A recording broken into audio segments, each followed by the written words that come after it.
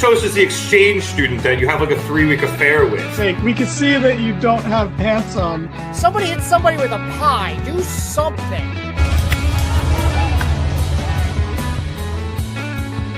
Giovanni yelling we're out of time as we go off the air. Giovanni yelling a lot of things tonight. And welcome to the Mark It Down podcast.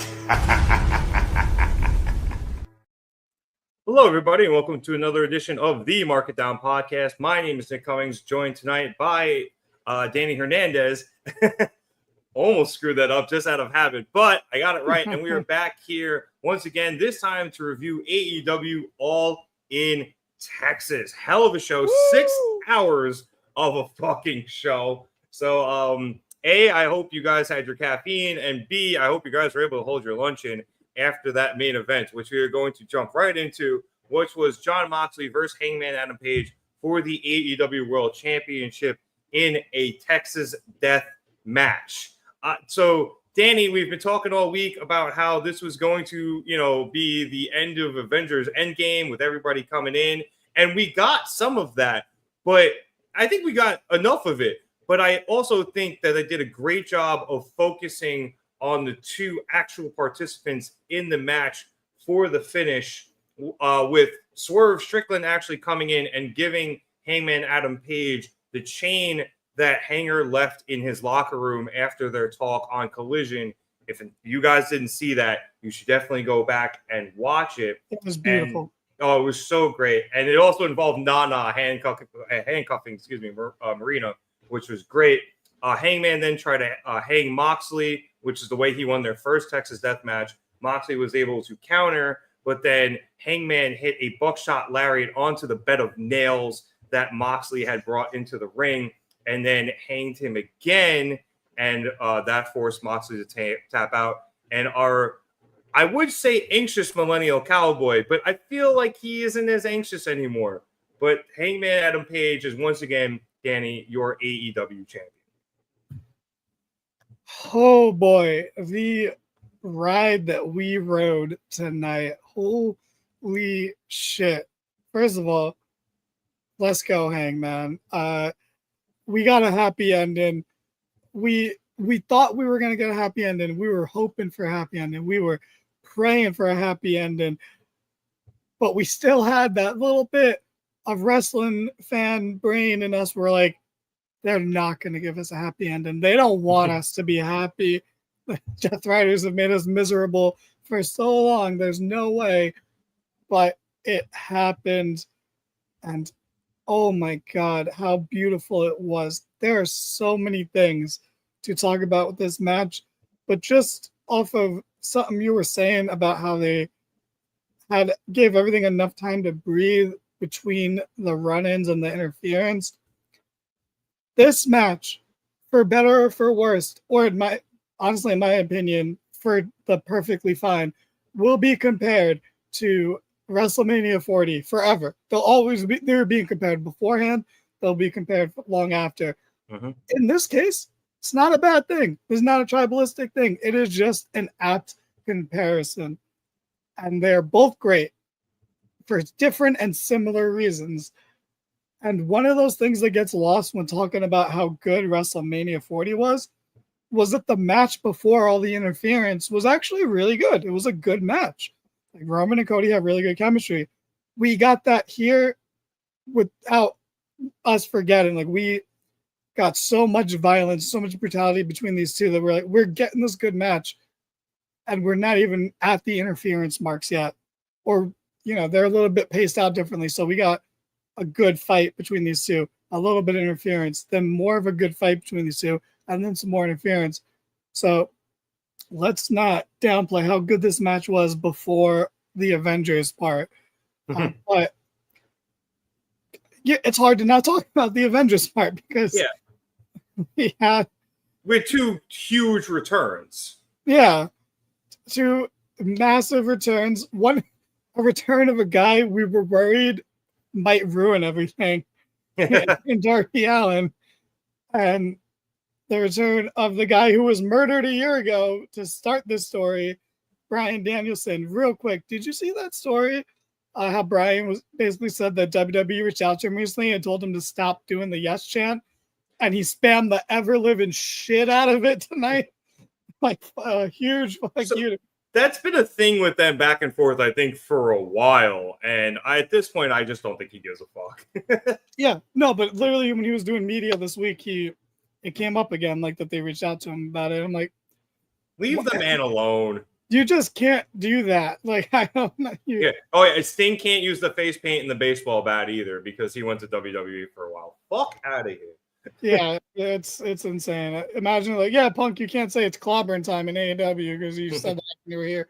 It's stupid. But alas, it's not about that. It's about how great and beautiful this moment was. Just, I love Brian. Brian's going to go down as maybe my all-time favorite. It's so good to see him back. It was so good for him to come in, just hit the running knee. I love the yes kick so much. So just seeing him just take out 3 guys at once, basically, and then for Darby to descend and help him take out the rest and clear house. I love that Darby didn't touch Mox. I thought that was a really nice touch that he just descended and distracted Mox, allowing Hangman to hit the buckshot, and none of the people that interfered touched Mox, or none of the people on the Hangman staff. Yeah. Mox, it was all just to take out the rest of the Death Riders and the EVPs. Or the former DVPs, I guess we'll say, but just that was so great. But we knew going in, because they put such focus on it, the chain had not come out yet. We knew it was going to come out, and we knew Swerve had it last. Swerve coming out. Oh my God. Fucking chills from that shit, bro. How did you feel watching that? Because when he came out, because I had chills.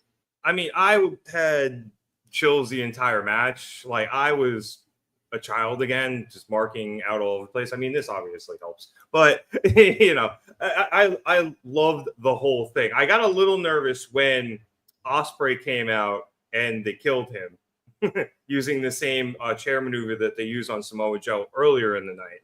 So, yeah. First of all, where was Swerve during that, by the way?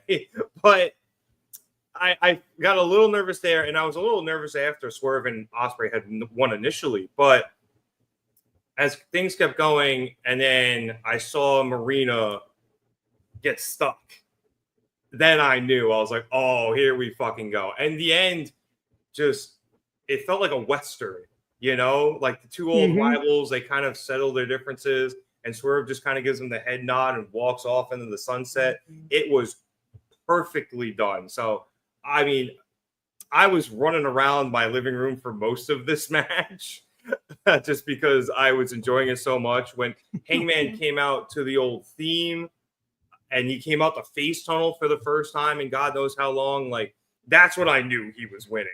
But it didn't even matter that I knew. It was about the journey and how long, the 2 years it has taken him to get back here. And it hit every note it had to. So I am more than thrilled with this match. I think we could do a counter of all the times tonight and leading up to the show that we knew Hangman was winning, but it still didn't change anything. Or I'm like, yeah, once he sat down with Swerve, I'm like, all right, I know he's winning. Once MJF won the gauntlet, I knew Hangman was winning. Or, all these things that, but then you still have that doubt because you're like, there's no way. They can't just give us happy endings across the board, right? Like, they're not going to do that. But they pretty much did. Just having that reconciliation between Swerve and Hangman and having it be more, it's more natural, but also more movie-like. Like, if they were to hug in the middle of the ring, that's like over the top, I think. Yeah. I don't think that fits, but for Swerve to help Hangman to let everything go and to just give him the nod and walk off, that, helping him and then letting him have his moment. If you genuinely selfless in that moment, that's the best way you can do it. Like, it's, I had some mixed feelings about not playing entrance music for the run-ins, and maybe that's the sports entertainment brain in me where I'm like, oh, like, weird not having the pop of having like the final countdown hit or whatever for Brian or Darby's music hit. Brian also came with a mask. Yeah, that's just a Brian thing. Yeah. That was like, of course, like he's probably, maybe you could see him there earlier in the night. You know, who knows? Maybe he's watching the whole show in the audience, the mask on, because of course Brian just wants to watch wrestling. So, you know, maybe he would do that. But with Swerve, it made me understand that it was better to not have the music, because I didn't. I thought it would have been a little jarring if Swerve's music hit, even though we're expecting him to come out. Like him, just it made more sense for him to just kind of come out and help. So I got over that pretty quick once the Swerve Nana aspect. As compared to somebody else who made a save tonight, which we'll talk about later, but had his music hit and took his sweet ass time. Man, there's something about these old timers who do that kind of stuff that just love. Apparently, yeah, if you were in the OG TLC match, you're not about the save, you're about the run, the run in with your theme. Yeah, it's the gesture, not the actual save that counts, I guess. Oh man, it's just like, obviously I think we're always going to talk about Swerve and Brian and Darby and all of that. Like those are the things that are going to live on. But let's not undercut how just good this match was and how brutal it was. Like the stomp on the nails, although it was filmed at a bad angle where you can clearly see Hangman put his forearm over it. Great spot. The Death Rider on it. Great spot. That was way worse than the stomp. Yeah. Yeah. Well, the stomp should have been worse. I love the stomp. So I'm always pro. No, I'm with you. It was the angle, but like the Death Rider looked a lot better on camera than the stomp did. Yeah, like that was sick. And even Mox countering the first attempt to hang him with the chain, because that's how the last match ended. Mox isn't stupid. He's smart enough to know that that's going to be attempted at some point. Mm-hmm. So him being able to counter it the first time, great spot. I mean, like, I guess we probably expected more people. Like there was no Willow and, like the Opps weren't there. Shibata and Hobbs were perfectly fine in comparison to Joe, but well, you can kind of kayfabe that away. They went to the hospital with him or something, or the local medical facility. Excuse me. Of course. So that is what it is. But I just can't get over how good this was from start to finish. I was so invested in this match. Like, in a match like this, you would think the beginning half is a lot harder to watch because you're just waiting for the fireworks because there's going to be fireworks.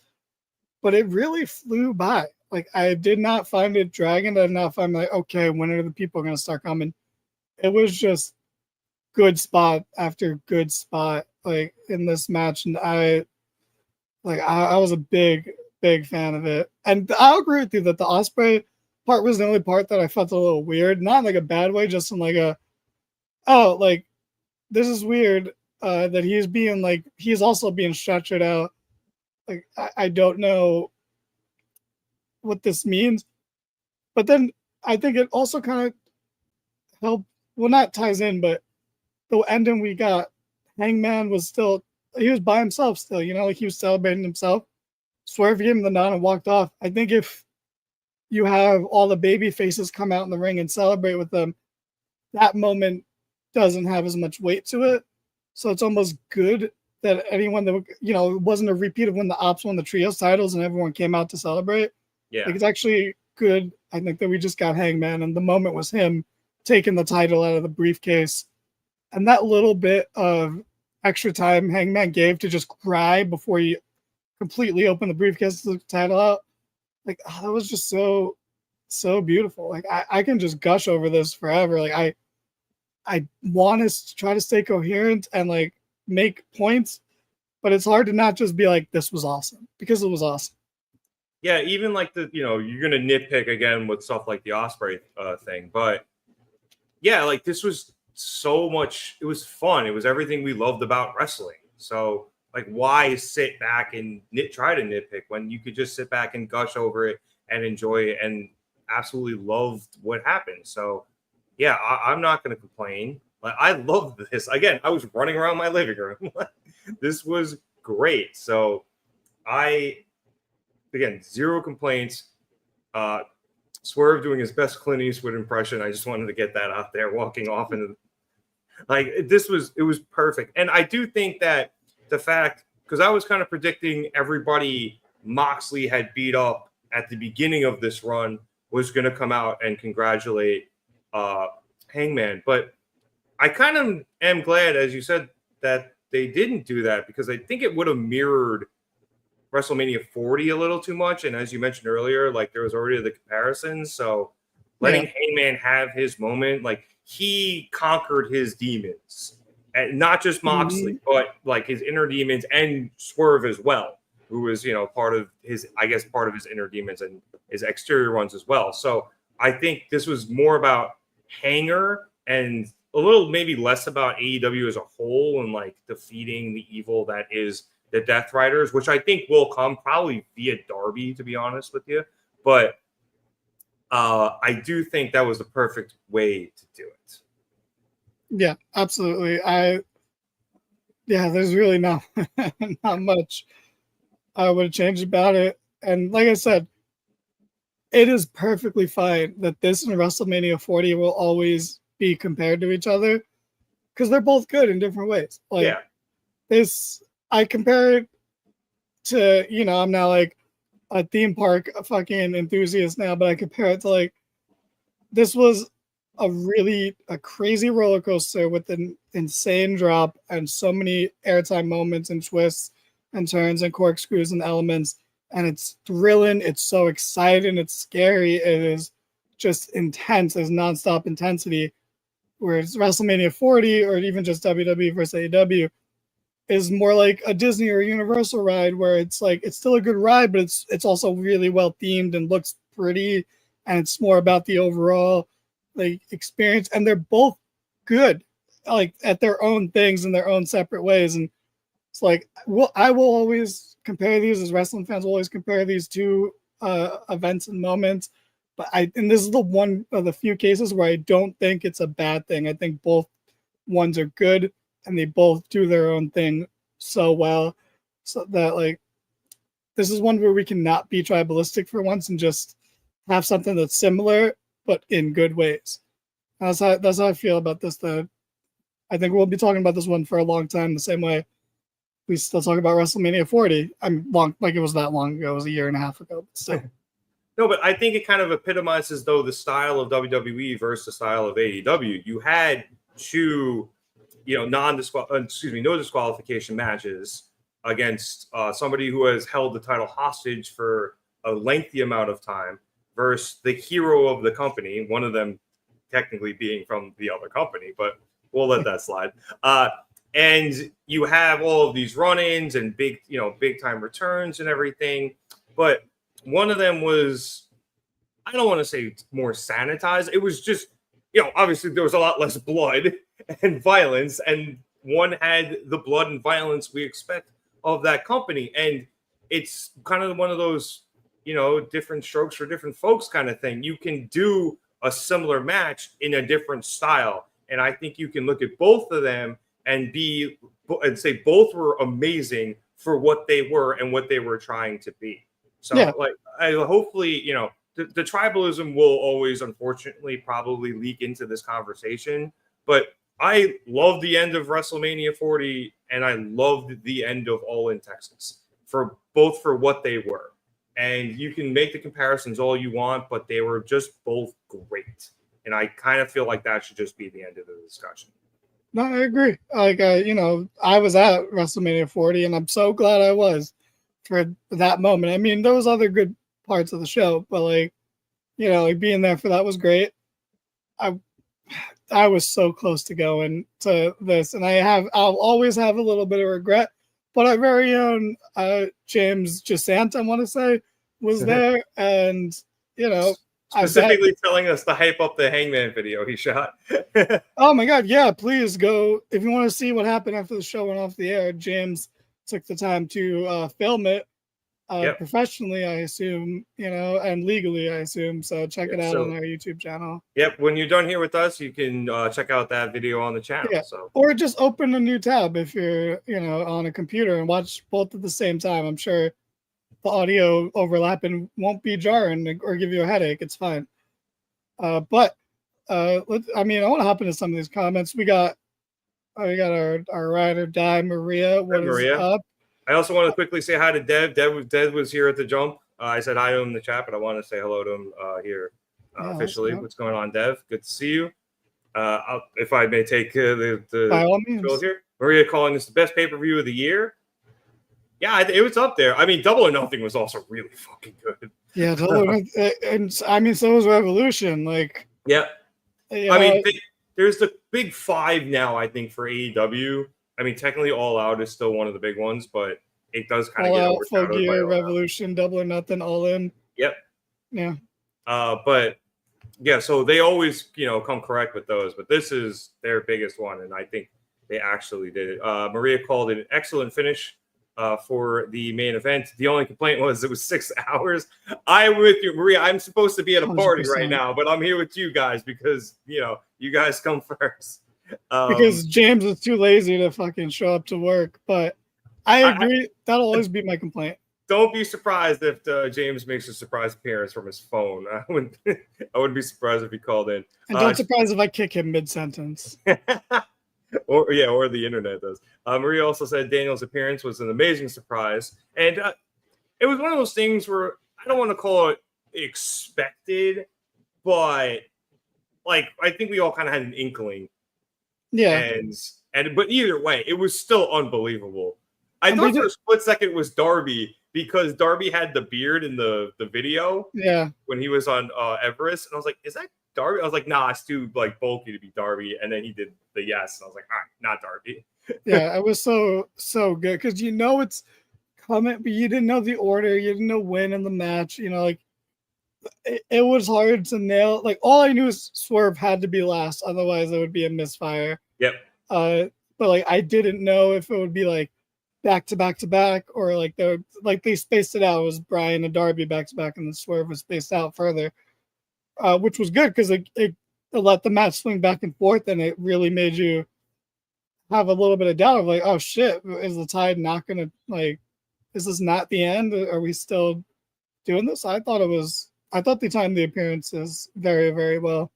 Yeah, the pacing of the match overall, I think, was phenomenal between the run-ins and the different spots and everything. I thought they did a great job with it. Yes. Oh my god. Maria's other comment here was the only difference between the Bloodline story and the Death Rider story was that the Bloodline story was good, the Death Rider story not so much. And I think this is one of those things, and Danny, I'm sure you're going to say the same thing, where we're looking back at the Bloodline with rose-colored glasses because we're remembering the highs and the end, and we're not remembering the lows. And there were some serious lows in the Bloodline story because it went so fucking long. Whereas Moxley's was, I think, about half of the time. But it definitely, I saw somebody refer to it as a reverse bell curve, where it started very high, and then it dipped, and then it came back up here at the end. So I think we're going to look at this story in a similar way, where, again, rose-colored glasses, but we just need the benefit of time. Yeah, and ultimately, we've been saying it, but it's like people are never going to acknowledge it or accept it that the Death Riders haven't been bad in a couple of months, honestly. Ever since we saw the light at the end of the tunnel, it actually has been good. Ever since I think they dropped the trios titles, I think it's been pretty good. Well, I was going to say, since after that first Edge pay-per-view match, or Copeland, excuse me, after that first pay-per-view match, which we all lambasted, and then Moxley continued the feud with him, and FTR joined in. After that, it started to pick up, and it slowly picked up, and then it really started to hit its real sixth gear when, like you said, they dropped the trios titles. Yeah. So for me, it's after the Cope stuff, the Cope rematch was actually good, but it still sucked because the story was still bad. Yeah, but it was at least. I thought it was better than it had been. So, I mean, the bar was in hell, but that's true. It's not like it was the Swerve match was good, but the story was the Death Riders were still unbearable at that point. So, even though the Swerve match was good, the story was so frustrating, and then that's when the Bucks got involved. We like the Bucks, but sometimes their presence can be a little frustrating. And this, bringing some of the most hated guys in the company outside of kayfabe into a story that everyone already hates is, I can understand why that would grind a lot of fans' gears, especially ones who are teetering already and already sick of this. But to get back to the bloodline comparison, I don't give a fuck, bro. I do not care. I will never allow time or the fact that I enjoyed the ending at WrestleMania 40 to change my mind on the fact that the bloodline was only good 30% of the time. And that was in the very beginning when Sami Zayn was involved and at the very, very end. And I mean, that shit was bad from WrestleMania 39 until WrestleMania 40. It was not good once in that entire year span. And I even mean like weeks before WrestleMania, because the bloodline didn't do shit. The Rock did all that shit. I was going to say up until Sammy turned on them, like then it started really picking up. Well, that was before WrestleMania 39. That was 39? Fuck, you fucking yeah, he betrayed him before, which, and I'll always say, even though I got to go to the end and it was good, if Roman Reigns' title reign ended at 39, everything would be the same. It would have been just as good. Okay, yes, we didn't get the Cena Undertaker nonsense of the run-ins, but you know what? I liked the KO and Sammy run-in during 39 better because it was more tied to the bloodline story because they've been feuding with the bloodline. So like it could have ended at 39. So like I will never say the bloodline story was good. It just had ties that were good, and it's mostly because of Sami Zayn.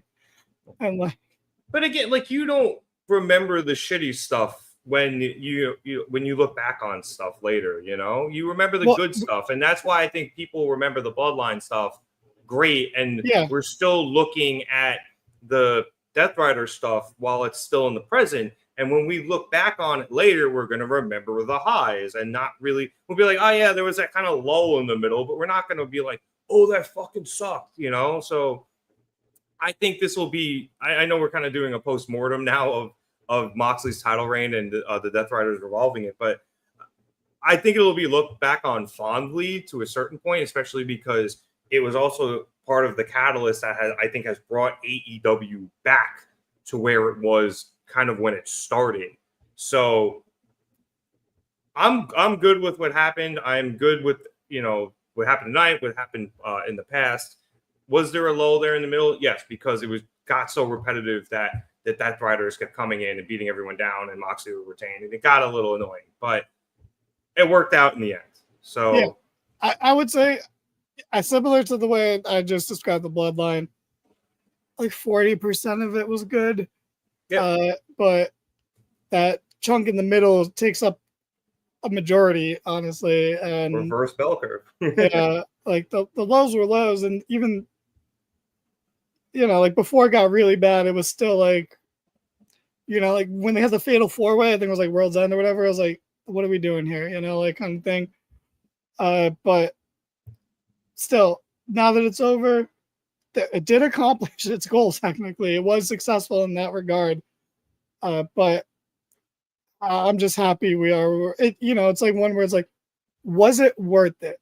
And I think we can say yes. Time will tell. Like you said, we can look back on this once enough time has passed and truly answer it. But as of right now, I guess it was worth it because this was awesome tonight. This was great. This was emotional. This was satisfying. So for something that was bad for so long, it paid off. It's never too late to turn something around, I guess, especially in wrestling. I was literally about to say, especially in wrestling.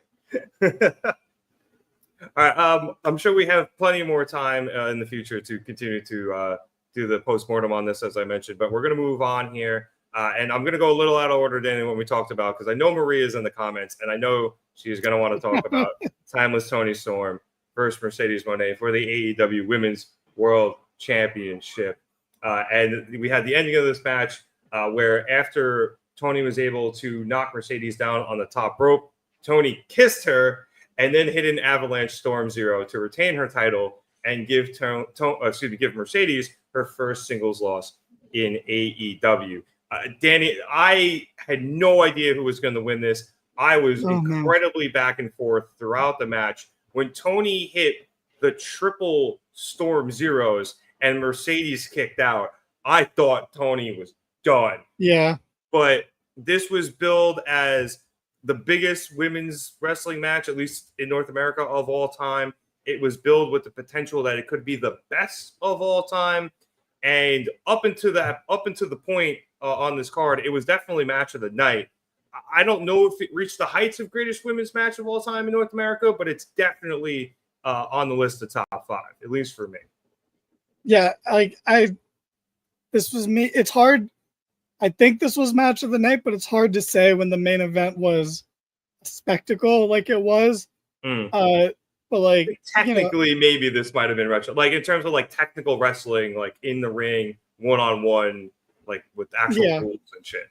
Yeah, like I guess technically we could say this was better than Omega Okada, but we'll get to that match. But this was crazy. This match was so good, and honestly, both these women should fucking take a bow and give them all their flowers because they delivered on this one. Like, this was good, right? Started as a good match. It was very exciting.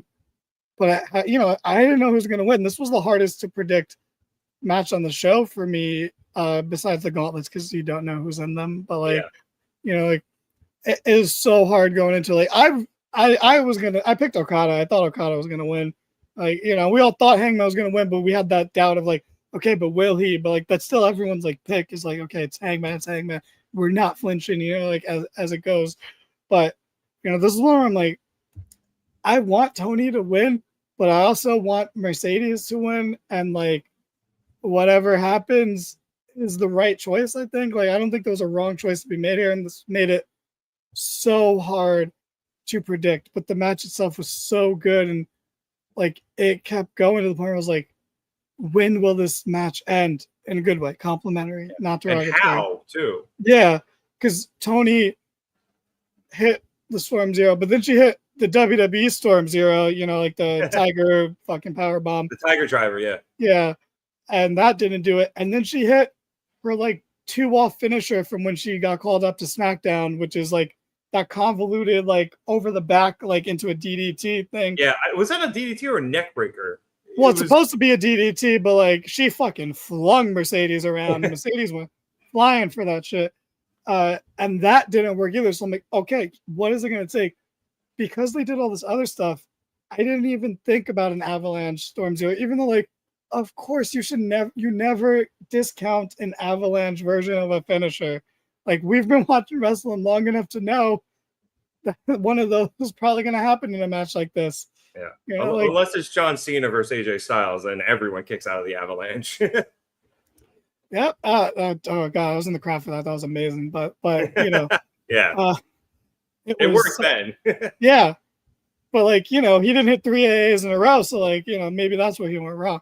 But or maybe he's just a bad wrestler. I don't know. There's no one here to tell me otherwise. So I was so on the edge of my seat for this match because it kept going. And like you said, once she hit the 3 Storm Zeros and Mercedes kicked out, I was like, oh fuck. Like, okay, it's inevitability. And again, I would have been happy. I would have been fine with Mercedes winning. But then when that happened, it made me sad where I'm like, oh, like, okay, this is it for Toni. Because that's how well they wrestled that they made me feel like that. Where like, I'm like, oh yeah, like, I'm bummed the heel is going to win. That's how I should feel, right? So they did such a good job that it became like real wrestling again, where I was like, okay, like, I really want the babyface to win, and that makes me think there's no way they can win now. And once they started doing more roll-ups towards the end, again, I thought it was gonna, panicked me. Yeah, yeah, because that was Toni's thing for so long, and then Mercedes has been doing it too, which was a nice story beat on the way to this match that she won at 2 out of the 3 Owen Hart matches were roll-ups.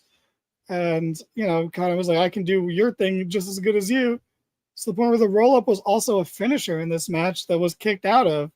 Yeah. You know, so like maybe if you're a purist who hates a lot of finisher kickouts, you got pissed at this, but like the only one that made me feel anything like in that regard was the 3 Storm Zeros. And like I said, I wouldn't describe that as pissed as much as like it deflated me because it made me a fan, because it just made me invest like genuinely.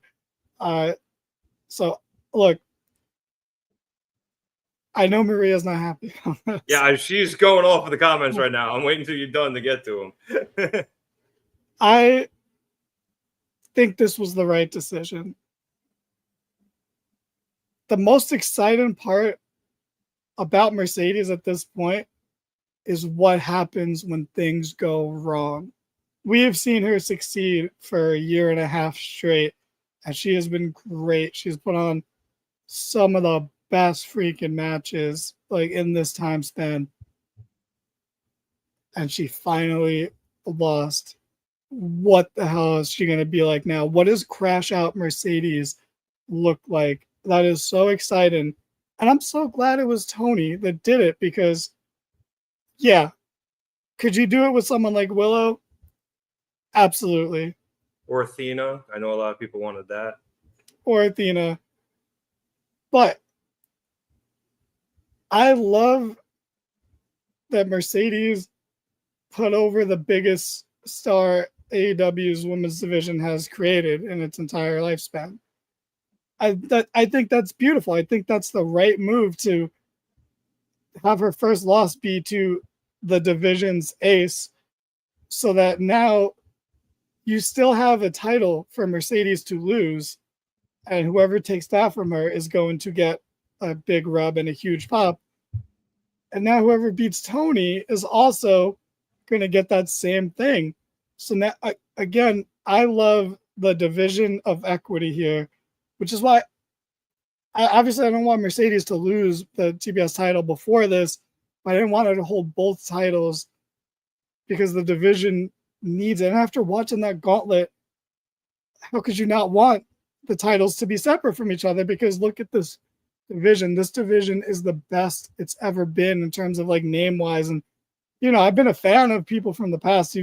You've seen us on this pod defend almost everybody in the division at one point or another, you know, but now look at Tekla, look at Aminata, like look at Statlander and Willow, and look at how much is going on here. And just imagine what a vulnerable Mercedes back in that division looks like Mercedes versus this version of Queen Aminata, Mercedes versus this version of Willow, this version of Statlander versus Megan Bain or whoever. Tekla, as you mentioned. Yeah, or any of these people versus Toni. Like, yeah. I think there's so much good to spin off of this, and to tie into that feeling during the match of not knowing who's going to win, but having that sinking feeling about Mercedes, someone who I like and wouldn't have minded winning, but the way they told the story throughout the night made me have that sinking feeling.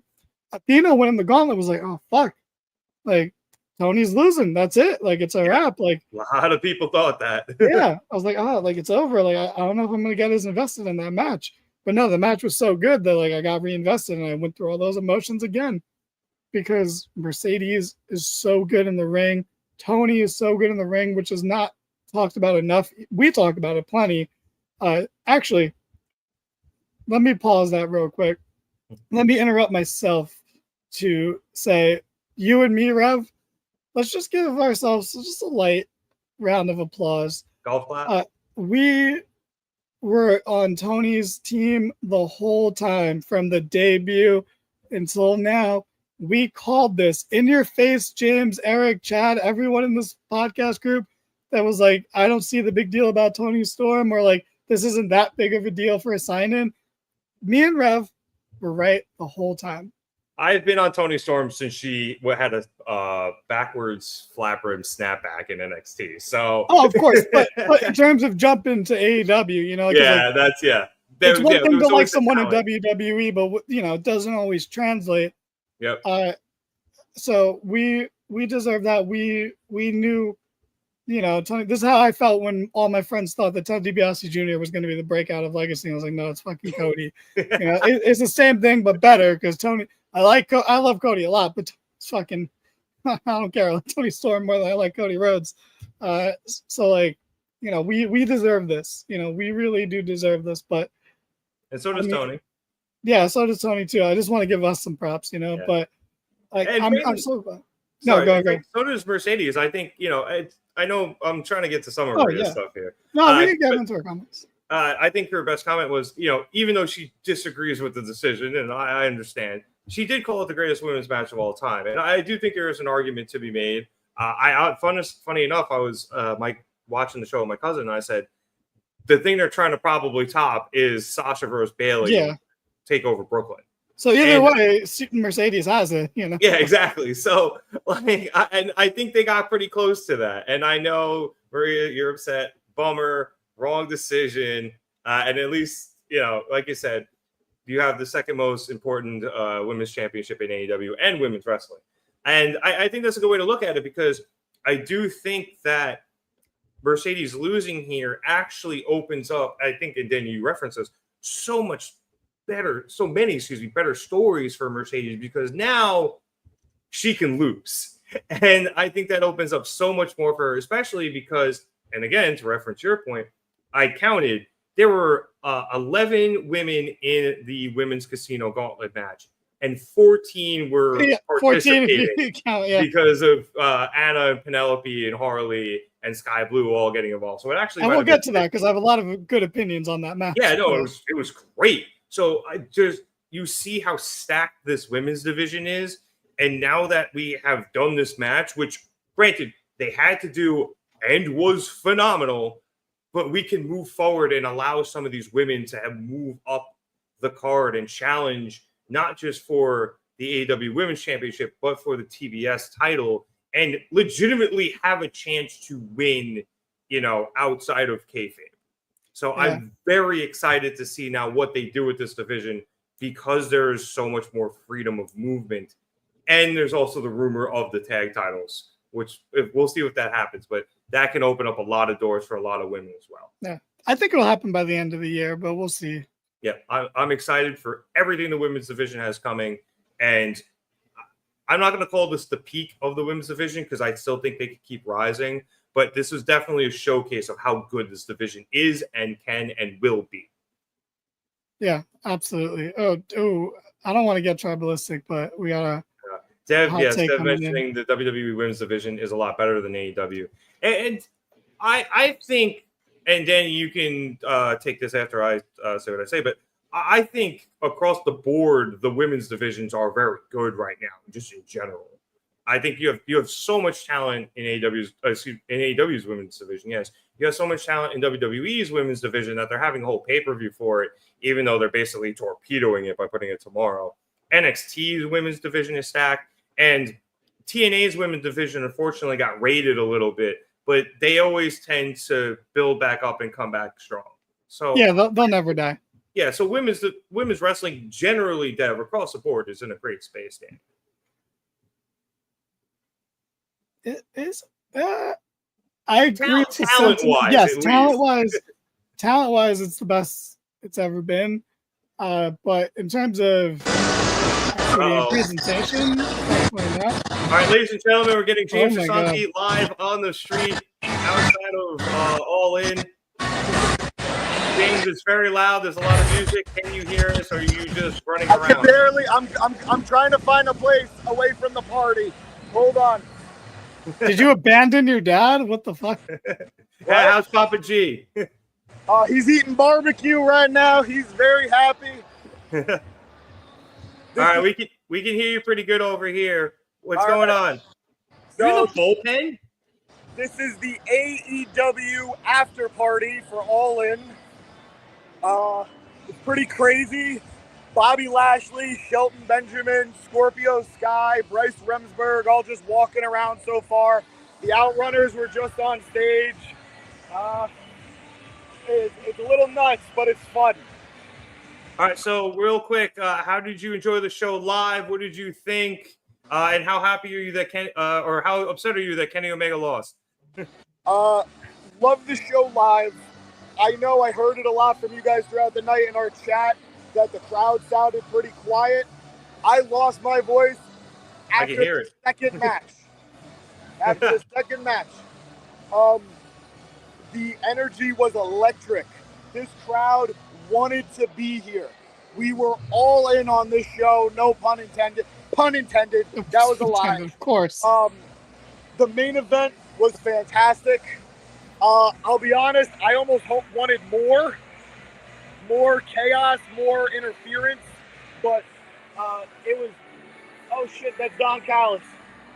Boo! That carny piece of Call shit. him bald. Tell him he's bald.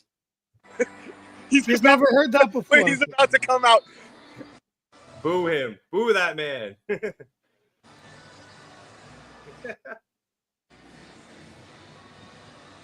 All right, you don't have to heckle Don. Yeah, I feel like we shouldn't have You killed paused. it tonight, Don.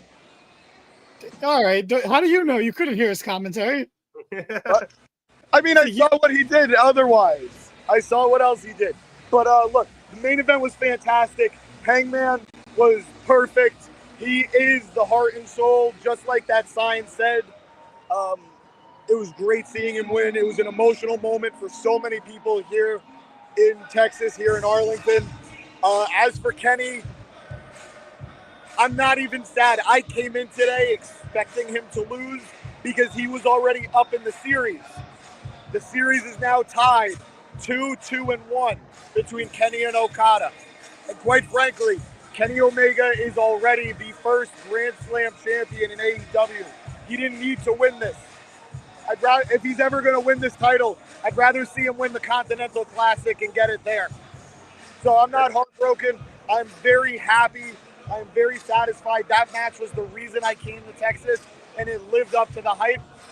Emotionally, it was my favorite match of the night. Yeah, all right, cool. Wow. We were actually just about to get to that. James, I think I might have to let you go just because the music's coming through, and I don't want to get us copyrighted. All right, guys, you're killing it. Can't wait to see you guys and talk about it. Just so everyone knows, we're going to be covering Evolution tomorrow. So Okay, you guys have fun Don't with sound so sad about it, but that.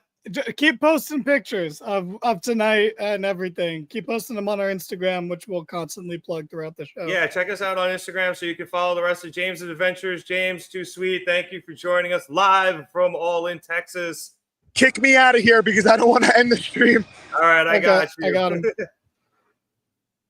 I Okay. don't think I can actually straight up remove him, but he should be fine now. Yeah, I can't boot him. There he goes. All right, we're good. There we go. Sorry, Okay. we're producing live on the air. Thank you, James, for joining us. While we were live with James, we had our friend Fletch join in. What's going on, buddy? He said that absolute pay-per-view main event was just storytelling at its peak. Props to Mox for his reign. Props to TK because the original plan was Darby, maybe, but for the greater good, he changed it. And we will talk about Kyle Fletcher in a second. And Dev coming around here saying All In was good. Thanks, Dev. See, I knew you liked AEW. And Fletch also saying that Mercedes versus Toni was amazing for both women. Great indeed. But Fletch also had a comment about Okada versus Omega. And that is the the match we're about to get into, as James was just talking about. So as he said, it was Kazuchika Okada versus Kenny Omega for the AEW Unified Championship, obviously combining the Continental Championship and the International Championship. First of all, RIP both of those gorgeous belts. I'm going to miss them. Although there's been a lot of rumors flying around that Okada might carry all three just to be a douchebag. We'll see. Anyway, we had Kota Ibushi at ringside for Kenny. That carny piece of shit Don Callis was on commentary, and I'm glad he was. He obviously contributed everything he needed to this match, which ended with, after some Don Callis family interference, Kenny hit a one-winged angel, but Don pulled the ref out. I believe it was Bryce Remsburg, and stomped him out, which forced Aubrey Edwards to come in. And then a little bit later, Okada, honestly, this happened so fast, I barely even saw it. He kicked out of something and then got up and hit a Rainmaker in like a second flat and pinned Kenny. I barely even caught it, so I apologize for not giving you guys the full ending, but it was so fast. Shouts to these guys moving like that. But, I mean, Danny, this was Kenny versus Okada. What were you not expecting but greatness? Honestly, like, I'm going to start it off like this. I think this was technically the worst Okada Omega match, and it was still great. So, like, Yeah, exactly. You know, like now they're both a lot older, and Kenny is barely alive at this point. So like, you know, it's like one of those ones. I'm glad we're doing this because, you know, like I'll shit on doing another Orton versus Cena match, but to the little tykes that grew up with it, of course they loved it. And like, I think this is how like pretentious nerds feel watching this Omega Okada match, where I'm like, okay, yeah, like, you know, these two are not who they were years ago, but they're still great, and it still feels great to see this. And like with Kenny, it's because he has diverticulitis. With Okada, it's because he's you know, complacent now in life, and you know, more power to him. But you know, this was still, it's still just like magic, you know, like, and again, everything I said makes it sound like I'm shitting on it. I'm not. I'm just jokingly, you know, putting the expectations out there, the qualifiers of what Omega Okada in 2025 is. It's just so much different. Because you're not going to get 7 stars again. It's possible. So God forbid they go out there and put on a 4.5 star match. Yeah, and nobody who's seen their previous matches was expecting them to put that on. This was literally two old cowboys going out to duel to see if they still have it, you know, like kind of thing. Except not as much in Okada because he's presented as, you know, someone who's still peak physical condition. But we know Kenny, you know, could have died a year and a half ago. So like, you know, it's a lot different now. But this was fun, and it, you know, it's like you watch Okada enough in AEW where you know that once it hits that next gear, it doesn't stop, and like Okada gets the same value doing less work than everyone else. And I'm not saying that disparagingly. I'm saying he makes everything count. He lays everything in. When he does his missile drop kick, or shotgun drop kick to knock Kenny into the corner, like that's just as effective as like someone hitting like a big like underhook power bomb sort of thing. Like he makes the most out of everything. He lays everything in and makes it count. So like just watching these two counter each other, knowing, you know, they know the One Wing Angel's coming. They know the Rainmaker's coming. Commentary kind of flubbed. Like they made it seem like Omega kicked out of a Rainmaker when Okada hit a discus clothesline instead, which is, you know, I don't blame it. Commentators are very easily confused. Like Sheamus does that shit all the time when he does a bro knee instead of a bro kick. I'm like, how are you gonna do a pump kick and a pump knee? Like Michael Cole's bad at his job as it is and calling moves, and you're gonna do that to him? That's not fair. I will never blame Cole for that particular instinct. There's always a good 5 minutes of botchamania. It's just Michael Cole calling moves wrong. Yeah, but that's the one I won't give him crap for, because I'm like, you're hitting the same move, just slightly different. Like, you know, like that one's not fair to the commentators to make fun of them for.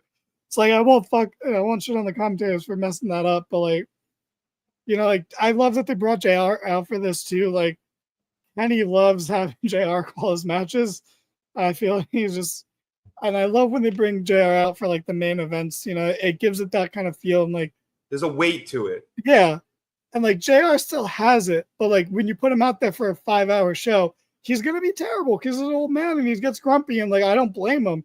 Like we're complaining about the length of the show. We're less than half of JR's age. You know, like so like I don't blame him in that regard. The man just beat cancer and he's out there. Like, I don't mind him being grumpy, but I thought he was great in both this and the main event. Yeah, between him and Kenny, we should just be grateful these people are alive at this point. Yeah, right. But like, you know, so I thought he added a lot to it. I thought they cycled through guests on commentary very nicely throughout the show.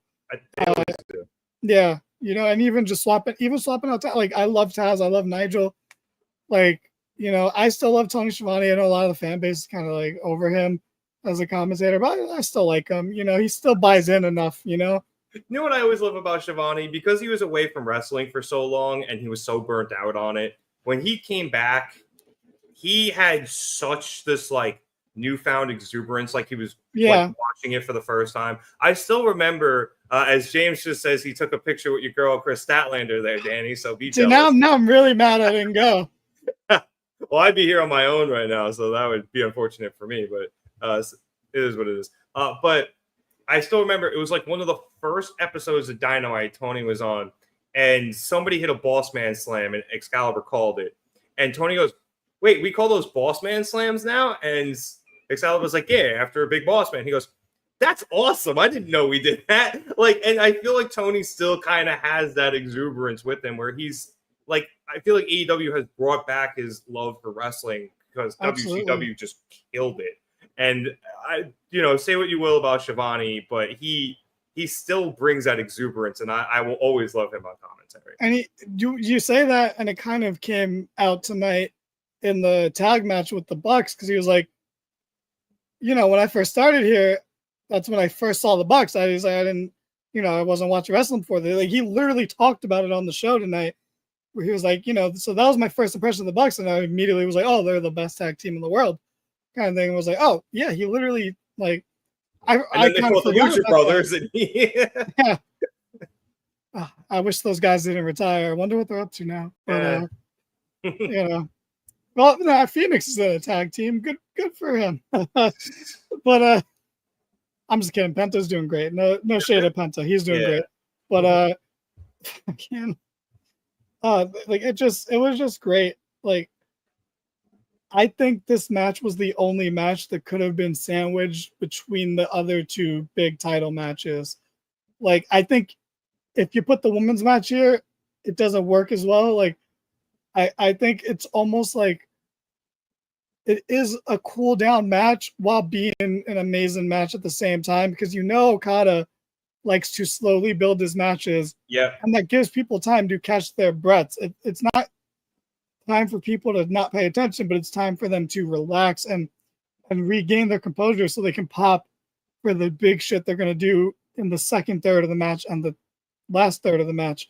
So like it actually, I saw some people be like, I can't believe they're going to do these three matches back to back to back. And I'm like, no, you can't, because then it doesn't make any match feel. If you put like the tag title match between the women's title match and the main event, everyone's going to take a piss. Yeah. But here it's like, no, like this is just okay, let's regain our composure while we're watching this. We're watching history. So it genuinely, I think it worked perfectly. And to say there's nothing negative I could say about this match that isn't just like, oh, it was the worst of the three main events. There's not three main events, by the way, but it's the worst of the three main events when it's this match. Like, oh, wow, how terrible of it to still be a really good match surrounded by two incredible matches. Like, there's nothing bad to say about this match. It was so, it's like watching history. It's cool to be a part of that. Now they're 2-2-1. Yep. So yeah, that's what you said. Now they just got to tie one more time, and then we really see who the winner is after that match. Deuces are truly wild in that case. But yeah, no, I think you're absolutely right. I was initially a little upset they were putting the women on first for the three co-main events. But what you were talking through there is like Okada, especially against Kenny, they build their matches slowly. You're right, like allowing the crowd to catch their breath again at the start of that, it makes a lot of sense. So brilliantly, set up there by AEW. And yeah, just another brilliant match out of these guys. Like, what else are you going to say? I will jump into the comments. Fletcher saying that he actually expected Ibushi to turn heel and cross Kenny. Literally for that, I think a lot of people are actually kind of expecting at least a run at the tag titles, if not getting them generally. And Maria saying this match was good enough, but they are a lot older now. The last sequel is always the weakest one out of the franchise. I was going to say Return of the Jedi, and I'm going to stick with that. There are no other movies after Return of the Jedi, chronologically. I mean, there's no other Shreks after Shrek 2, so like I also true. I get it, but I agree with that. But in this case, it's like still like this was actually like, oh, imagine like in Hollywood they drain intellectual properties so fucking dry that like they're kind of soulless. But this was like, okay, what if they made a sequel to something from a decade ago and it was still good, just never going to be as good as the predecessors? That's what this was, where it's like, I can't think of a movie equivalent because I'm a negative person in that regard. But like, like I'm sure someone more film to me. We just hung up with James, so James doesn't know shit about movies. He likes bad Jurassic Park movies, but I love bad Jurassic Park movies, but I like bad movies generally. no, I mean, there's a difference between liking bad movies, like what you just said, and James who thinks they're good movies. So, you know, which I wish James was here to defend himself. But it's more fun when he's not, though. Yeah, you're right. You're right. But yeah, I don't have much more to say about this match. So if we want to jump to the top of the card or just keep going out of order, you know. No, we'll go back to the top of the card. Let's hit the pre-show real quick. I don't know how much of it you caught, Danny. I think the biggest things were there was actually a phenomenal video where it was Renee and Moxley driving somewhere, and they had a whole conversation about the main event and what was going on. So if you didn't catch that, you or anybody else, I would highly recommend watching it. Obviously, the other big thing here, and I hate the fact that I know this, is Big Justice took a bump and then speared the fuck out of Trent. Of course. Why wouldn't you know that? First of all, just the fact I know his name. This is very important. Superman is very good. Go watch it quickly. That's great to hear. I don't think it counts for what we're talking about because it's a new iteration of it. It's not the same Superman franchise, but I'm so happy to hear that because I am rooting for this Superman, this version of Superman to do well and help DC get back on track. So that is fantastic to hear, Maria. Yep. What is James? What do you? Aren't I'm you at a assuming party? this is. Yeah, I'm assuming this is about Kenny and Okada and not Superman. But James saying it was probably my least favorite of the series, but it was still great, and the atmosphere elevated it quite a bit. And Exactly. Yeah. That's exactly what we should feel, and that's what we should have expected. No one should have thought this was going to be better than like 3 or 4. Like, you know, like which one? 2 was the tie, right? Or was it 3 that was the tie? You would have to ask James. He knows them a lot. I think the tie was in my opinion, the weakest one. But like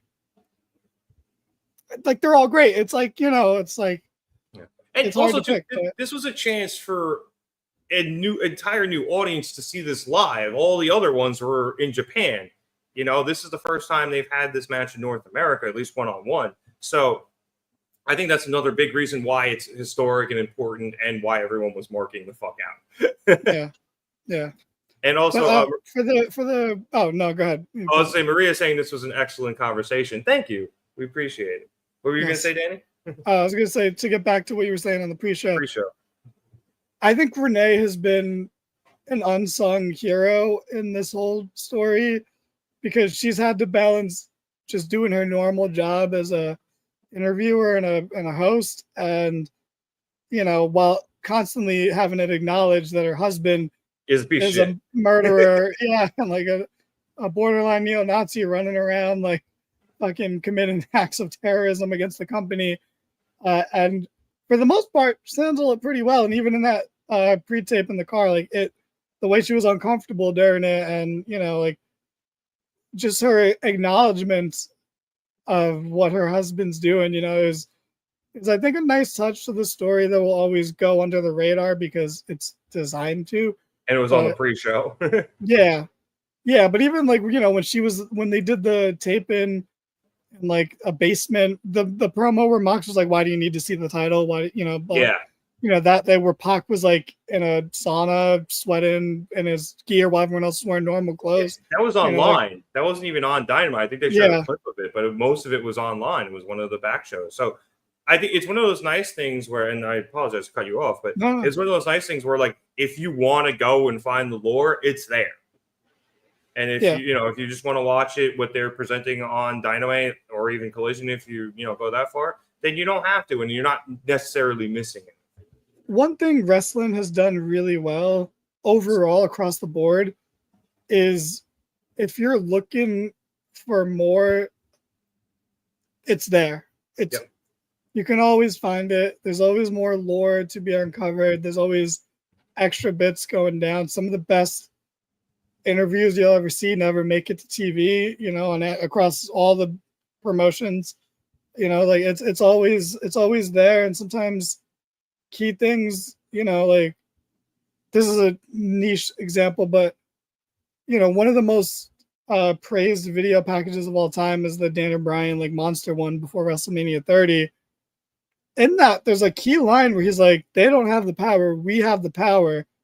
that was never on TV. That was an online interview, and it made it into that video package that, is again maybe the most famous one they ever put together besides the Rock Austin WrestleMania 17 one. Like that was an important thing. So it's always there if you go to look for it. And as far as Big Justice, the Rizzler, and AJ, look, what a spear. Look, what this is, I think, the level that celebrities should be involved. And I don't like to compare it because, AJ was a wrestler. Yeah. Like, he's one of the boys. And, like, he is so good at it. I don't want to compare him to other celebrities, but, like, compare him to other wrestlers, bro. No one's better at promoting than he is. Anytime you see him promoting, he says the name of the show, when it's going to be, and where it is, over and over. He hammers the fucking point home, and he does it in so few times. Like, he does it like a promoter while being a wrestler, as opposed to a wrestler who tries to fucking talk, like an actor instead of a wrestler. He's like, it's old school promo classes. Yeah. I'm like, bro, where did you like he learned this shit in 2003 and never forgot it. Like, he's promoting the hell out of it. So yeah, are we gonna treat his involvement different than like Jelly Roll and shit? Yeah, bro. Like, look at it. Like, this isn't like, I don't know. It's coming from a place of love, and like, I mean, I'm sure it is with other celebrities. Like, we know other celebrities like wrestling too. Like, it's not just like. Yeah, but like it's always a case by case basis. Like, you can tell whose hearts are in the right place and who is just there for the Netflix promo. So like it matters, kind of thing. So like, and also, he's not a bad wrestler. He's got the base. He never forgot the basics. He wrestles like someone who stopped wrestling in 2006, and I mean that as a compliment. Yeah, and he's what, 40-ish, I imagine. So yeah, like, he works. Dude, that used to be like the type of match you would see on Raw, like just in the middle of the card, just a fun match with a big dude hitting moves back in the day, like before Raw started to really suck in the Cena era. But like, like he wrestles a good old. I hate to say old school because it makes us older than we already are, but like, he wrestles like a good old school style of match. So like. Why not? And it's on the pre-show too. So like, it's smart. It's good promotion. Like, yeah, that's exactly my point. It's on the pre-show. You get people in who know them, but maybe don't know wrestling. Maybe they like it. Maybe they buy the pay-per-view, and you get a fun match. And the crowd went nuts when Trent pushed Big Justice to the floor, and then they went nuts when he hit the spear. Like, that's all you need from this match, and that's all it was. It was fun. The other matches on the pre-show were fun. I think it was Sons of Texas against Shane Taylor Promotions. Although I imagine that got cut a little bit short because it ended up where Dustin and Sammy had to be in the TNT title match, which we'll talk about later. And it was a rematch of FTR against the Outrunners. So, and you know what else? I'll say one of the differences is the crowd are going nuts with these people, right? And it's not because we all watch their fucking TikToks, bro. I've never watched a single goddamn TikTok of theirs, but because they buy into the show, so we buy into them.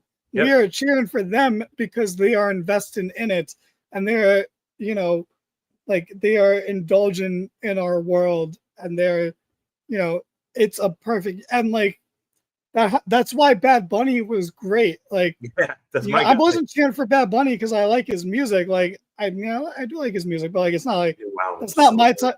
Yeah, like, but that's not like my go-to like music. But like, that's something that, like, I hear Bad Bunny, I'm like, dope. Like, but that's not why I was cheering for him. I was cheering for him because he bought in and he took, like, he was invested. And it's like, why, if Logan Paul wasn't a fucking douchebag, we would probably do the same for him, but he is like a terrible person. So like, it's hard to like, do it. So that's why it's different.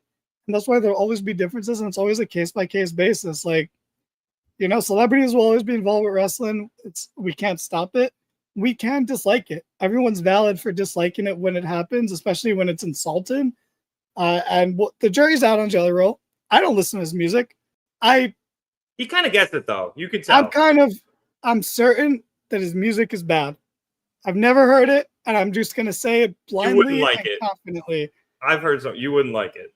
I guarantee, yeah, bro. I don't think I like music by white people with face tattoos. Like that's a general like. Oh, I don't want to be mean to Post Malone though, so let me walk that back a little bit. Posty had a good album there. But you know, in general, you know that's a good approach, I think, to take. But you know, that's true. He hit a hell of a choke slam on Austin Theory. Yeah. So time will tell with Jelly Roll. We'll give him the benefit of Claymore tonight too. Oh, yeah, good for him. I can't believe anyone's even watching that shit. Yeah, my cousin was watching it on his laptop while he was watching the main event. But he actually stopped to watch the main event of All In because that's how good it was, as opposed to Saturday night's main event. Dev, you don't know what you're talking about. His music's not good. I've never heard it.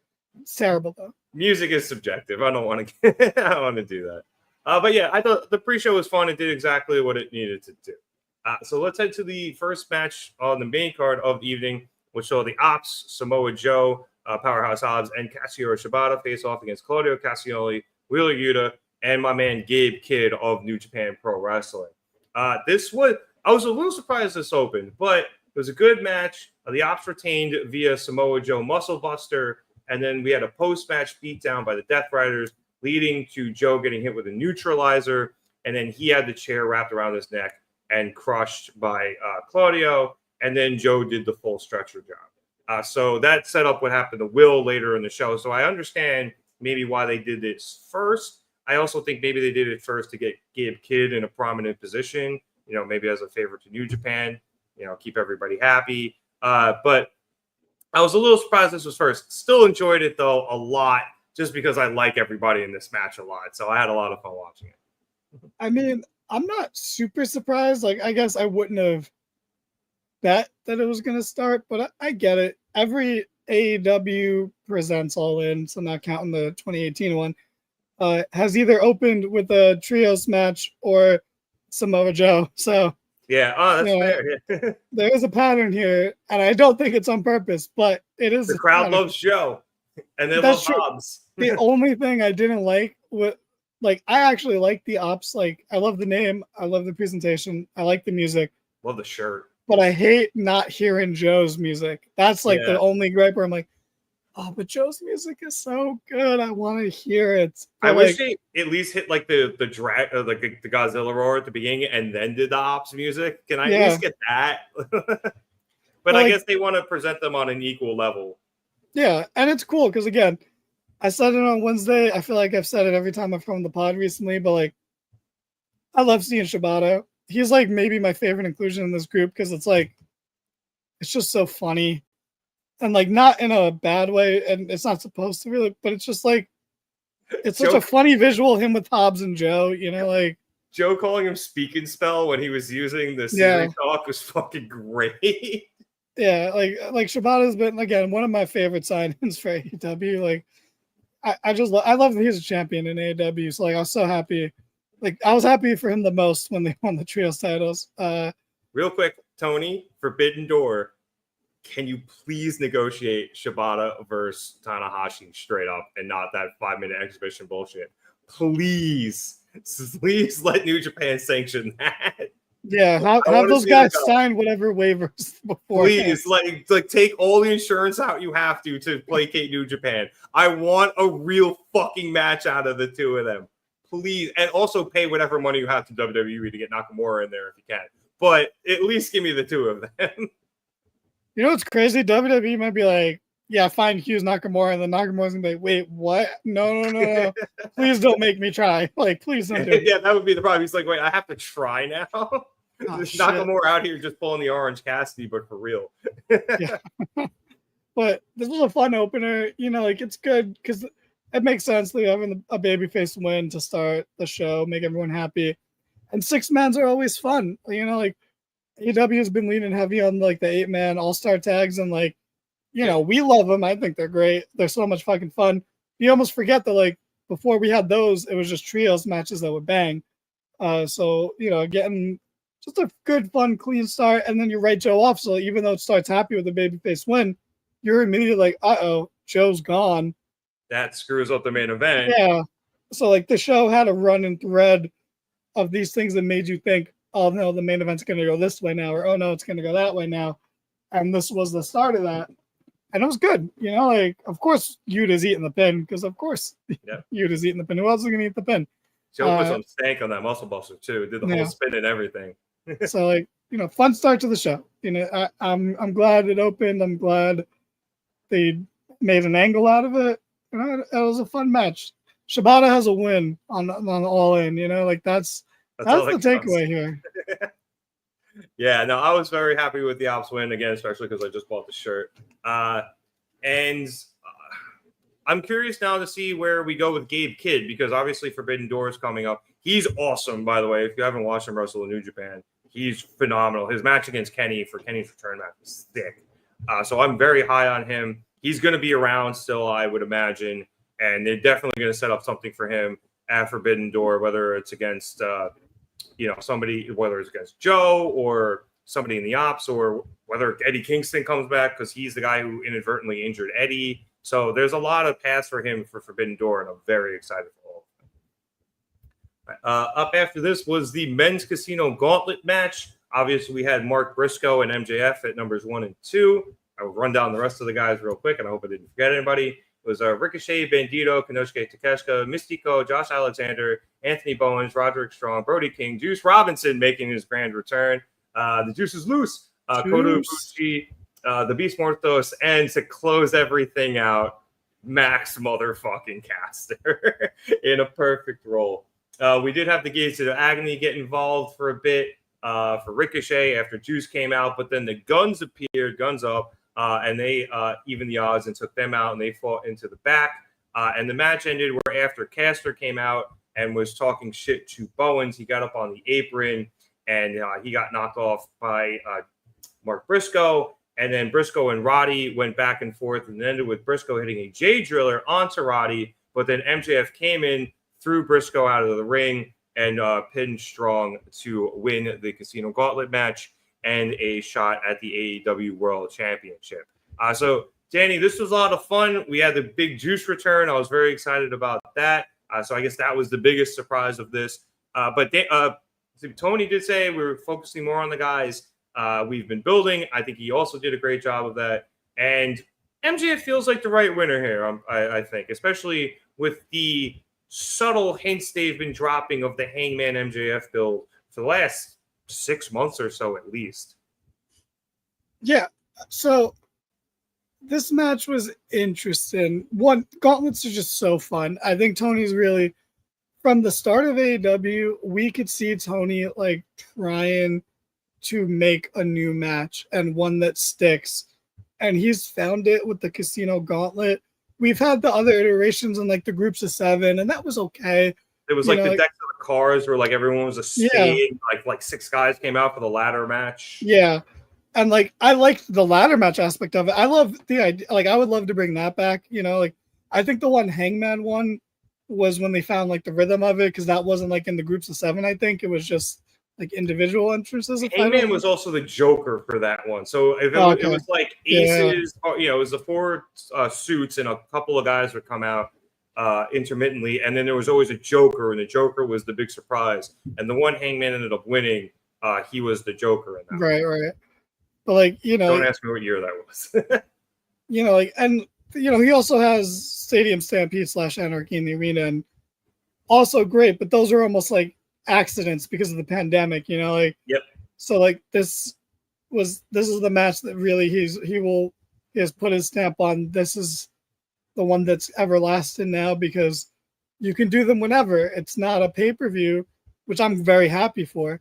And it's, I wouldn't do it as much as he did in it was the last year, 2023, where he did a shit ton of it. Yeah. I would do like twice a year for both the men and the women. When Ospreay was winning all of them, is that what you're talking about? Yeah. Like they're like, oh, Ospreay, do this tag team one because you've won all the singles one. He's like, all right, cool, do a tag team one. And then they won that one too.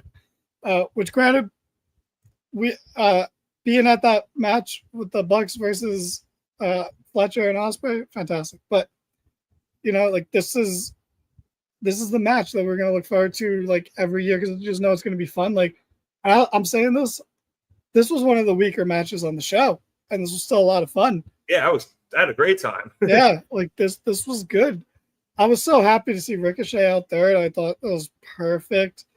I expected a little more between him and Max, but they also kind of occupied the same space in this match as the types of heels they are. And when I say a lot of the same space, I do mean a lot, because they both constantly throughout the match would scream some bullshit so loud right before hitting a move or before getting hit by a move, where I'm like, oh, you guys are like the best types of heels, and like you're so perfectly similar while not being like copies of each other. It's just, they've really, like, MJF has always been like this, but Ricochet's really come to his own over the past year. And it's just like seeing them together in the match was very, very cool. Man, they tried with Mystico to get the same entrance from, like, Grand Slam or just his normal CMLL entrance. Didn't work as well in front of this crowd, but it was still cool. Yeah, so that's his big show entrance when he uses that song, and you can hear like the Spanish speaking parts of the crowd singing it. But I think, to kind of what James was saying earlier, where you have a big arena like that, it's very hard to hear the crowd properly. It's not even an arena, it's a baseball stadium. So it was definitely difficult to hear only a portion of the crowd singing, but there was definitely people singing and they were going nuts. Yeah. Well, you mentioned James, like earlier in the day, when it was happening, James texted the group chat and he was like, maybe I'd sing along if it was in English. And I was like, that's fucked up, James. I can't believe you said that. But it's not, respectfully, it's not for you. Yeah, like, and it was cool. And like, we're Spanish, even though we're not like as outwardly Spanish as everyone else, but like, yeah. I mean, look at my complexion. Yeah, actually, it's not a good example. My No, light's very bright, so it didn't help. Actually, I'm tanner than I look right now. But like, James was livid about it. He's like, I can't. He was very pro MJF in that moment. But no, this match was a lot of fun. Briscoe was a great narrative thread throughout it. MJF was the glue to this match. MVP was on commentary. He was good. There was a long period where I forgot he was there because he didn't say a goddamn thing because MJF wasn't in the match for a while. Yep. So it was kind of like, oh shit, he really got quiet until MJF popped up and he's all right, now I'm gonna fucking talk again. But fun match. I feel like, there's certain names, and this is a problem I think with Royal Rumbles, modern day Royal Rumbles, and just these types of matches in general. Like, not everyone's music is super recognizable. Like, not everyone's music gets a pop. Like, Roddy got no pop when he came out. When Roddy started doing moves, he got pops. Yeah, then he got a chant. Yeah. And we'll see it in the women's gauntlet. Statlander is my fucking girl. She's like my favorite in the women's division. Her music's not super identifiable. It's not bad. I like it, but it's not like you hear Willow's music, it's Willow. You don't have that with Stat. So she doesn't get huge pops in her entrance, but when she's flexing in the ring, she gets pop, or when she starts wrestling, she gets pops. It's fucking amazing. We'll get into that later, but like I felt like there's a lot of that in this match too, where like not everyone like had that type of pop for the entrances, but then when they started getting in the ring, the crowd reacted to everything. It was a thing throughout the night with the crowd, but you could hear the crowd react to every single thing. It just felt weird that in between every little thing, it was quiet. It was never like a roar that like permeated throughout a sequence. It was like if a move is hit, oh, dead quiet. Another move is hit, oh, not one move went without a reaction, but everything in between got a little New Japan-esque. Yeah. I think part of that again is the size of the stadium and probably the shape too, just because I maybe the acoustics in a baseball stadium don't necessarily lend themselves to a wrestling setup, but I also think part of that too is just like in those bigger stadiums, like the noise comes in waves. So when everyone's kind of just be like, oh, that was cool, and like they're not really, there's not the loud murmur. Like I understand what you're saying. Like the noise it's just different in those. Yeah, and baseball stadiums are designed with different like mic setups and acoustics in mind because open air usually. Although Arlington, they have the and they're playing.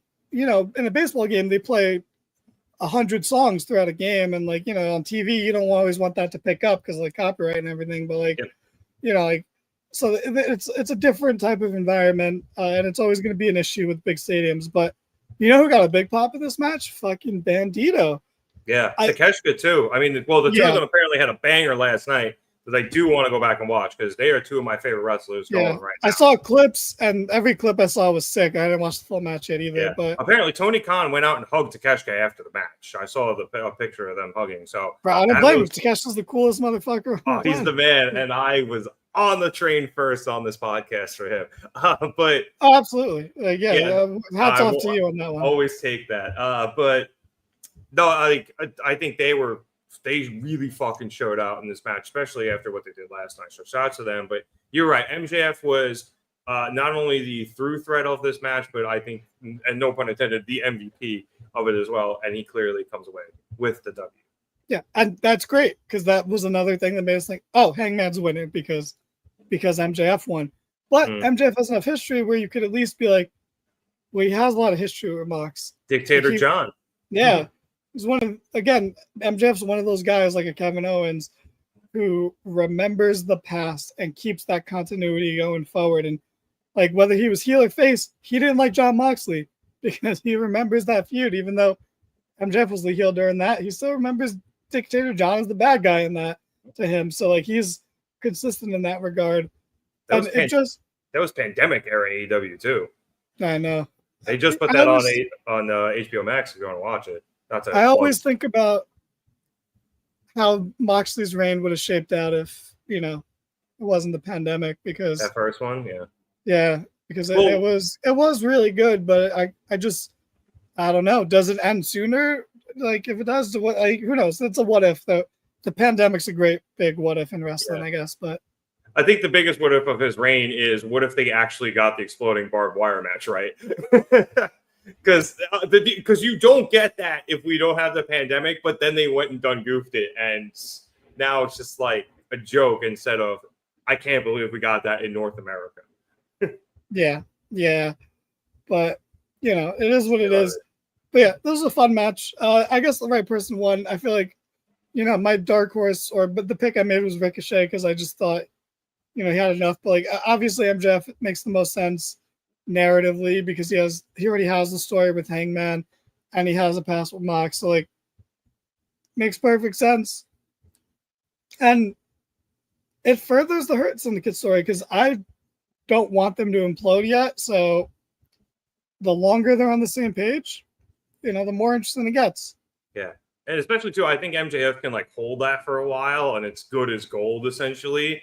But at a certain point, he's gonna have to cash it in. And MVP and the guys will be like, when are you going to, cash that in and get the title? He's like, I'm waiting for my moment. And I think they're going to get eventually frustrated with him. And he's going to probably cash it in, do it at a stupid spot. And it might end up costing. That could be a route they go. Also, I just want to put this out there because I thought of it watching the show. I want to see them go for the trios titles. Because there's no contenders for the trios titles. So we need contenders. Do the Hurt Syndicate. That's true. I wonder if we see that new trio Scorpio Sky and Top Flight go for it at some point. Maybe. Sure. I don't know if they want to build Scorp as a singles guy or you're saying MJF and Hangman have a very good story going on. And yeah, they always have, which is unbelievable with them. Like it's breadcrumbs like throughout. And I've been watching some of the older AEW stuff from back in the beginning, and MJF's been calling him Seabiscuit for years now. Yeah. Like they have such a great history, despite the fact that it feels like they barely interact. So when they finally fight for the title, it's going to be awesome. Ray also thinks they should scrap the trios titles. I don't know, it gives people something to do, but at the same time, you're not wrong. They don't necessarily need them. Yeah. It was literally built for Death Triangle and the Elite, and both of those places have imploded. So. I miss Pac. So do I. All right, we do have to move into something a little serious, and we'll spend a little bit of time on it as I put on my armband here. As Adam Cole unfortunately had to relinquish the TNT title due to injury, and they allowed him to come out and cut a promo. I'm not going to get this on properly. It's the old Undisputed Era armband. They allowed him to come out and cut a promo and kind of explain what was going on with him. He didn't necessarily say what it was. He just said he had health issues, and it would obviously cause him to relinquish the title, and he would be stepping away for a while. And he said he doesn't want to say the word retire, but he's not necessarily sure, so he wanted to come out and thank the fans in case this was his last time to do so. So, Danny, obviously, we wish Adam well, whether it's just generally with his health or and hopefully if he wants to be able to get back in the ring. But I mean, this sucks for a lot of reasons, both in the ring and out. Adam Cole is an anomaly, man. First things first. Hopefully he will be okay. Hopefully he, gets through this. He's just had some of the worst luck, man. Like, if he's able to stay upbeat and stay happy and be a positive, not depressed person, then he's one of the strongest people ever, because he's had it rough, and it's a bummer. And it's one of those things where this was one of the matches I was the least excited for. But then the second you hear about what happened to Cole, it's your heart sinks for the guy, because, maybe we don't talk about Adam Cole now the same way we did 5 years ago, but still, he's one of those guys. And from everything we could see, he seems to be a really good guy. So it sucks. You hate to see it. And, it is what it is, but first things first, them just focus on being healthy, man. If you have to step away, no matter how long it takes. Just get better, Cole. Yeah, and there's been a lot of speculation as to what's up with him. I know a lot of people are thinking it's a concussion again, which would be unfortunate. But whatever it is, as you said, hopefully Adam can get better and be well again. But that did, to move on in an awkward fashion, lead to the TNT Championship match, which got rearranged to be a four-way with Daniel Garcia, Dustin Rhodes, Kyle Fletcher, and Sammy Guevara. Now, Fletcher obviously was the number one contender coming into today until Cole unfortunately had to back out of the match. So that did make him the odds-on favorite. And we here all thought that Fletcher was going to win this match and have it be his coronation. But instead, we have Dustin Rhodes reversing a Dragon Tamer from Garcia into a roll-up to pick up the win and get his first AEW championship. So this was a shock, Danny, but I think considering the circumstances, this was a great play because Kyle will get his, but I think it allowed for a really uplifting moment after such a downer one. And you can play this out where Dustin has it, even if he has a short reign, and Kyle will, if not get this belt, he will get something in the near future. Oh, this is 100% Zack Ryder winning the Intercontinental title at WrestleMania 32. It is. Waited for you to remember the number. Yeah. Well, it's pretty easy because I remember Brian was in the one at 31 and then he won it. And for some reason, they just did it again at 32. And I was like, okay, that's a bit lazy. And then the guy who, to be honest, no one thought was going to win won. But, it's a moment a little too late. And I don't want to say that it's like that for Dustin in this case, but, because I get it. It makes sense to do this here because I love Fletcher and he will be the next champion, I think, without a doubt. But I get it because it's a bummer what happened to Cole and you don't want to have a heel then win because then it just feels kind of gross, even though no one would have done anything wrong. It's just give it to a babyface just to have that moment so that, it doesn't make it okay, but it just makes it a little better. And you give it a hometown guy because, hey, the crowd wasn't super into this, but then when Dustin won, they popped real big for him. Yep. So they were happy to see it. I guarantee they wouldn't have popped like that if Sammy won. But, it's unfortunate circumstances, but at least something good came out of it. For someone who has been there since the beginning and, chose this company over going back to WWE with this fucking brother who's the face of the company. So, I think Dustin's always going to be a pivotal part in AEW behind the scenes. So giving him this moment, it's nice. It's a feel good moment for him. And, as much as it feels weird because it's coming off of a tragedy, it's still a deserved moment for a guy like Dustin. It's am I super excited to see him as champ? Not really, but I'm super happy for him because, like I said, he's given so much to the business, but to this company too.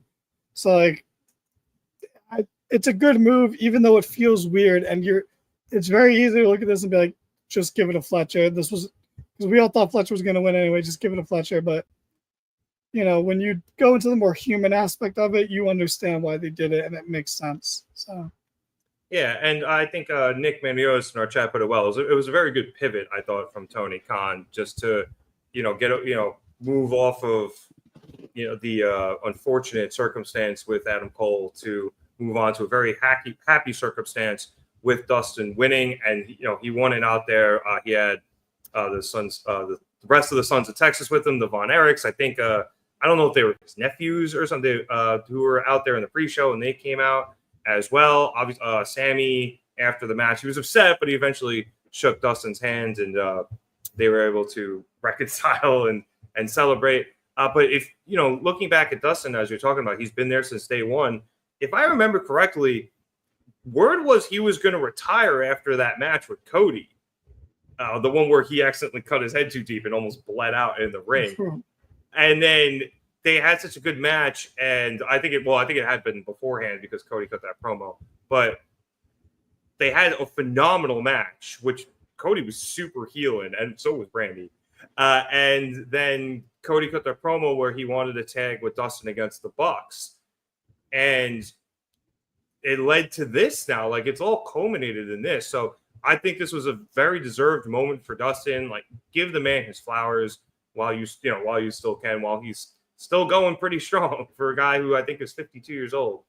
So congratulations to him. I thought it was a great spot to do it. And like I said, Fletcher will get this title within the month. Maybe even at All Out. But my guess would probably be at All Out.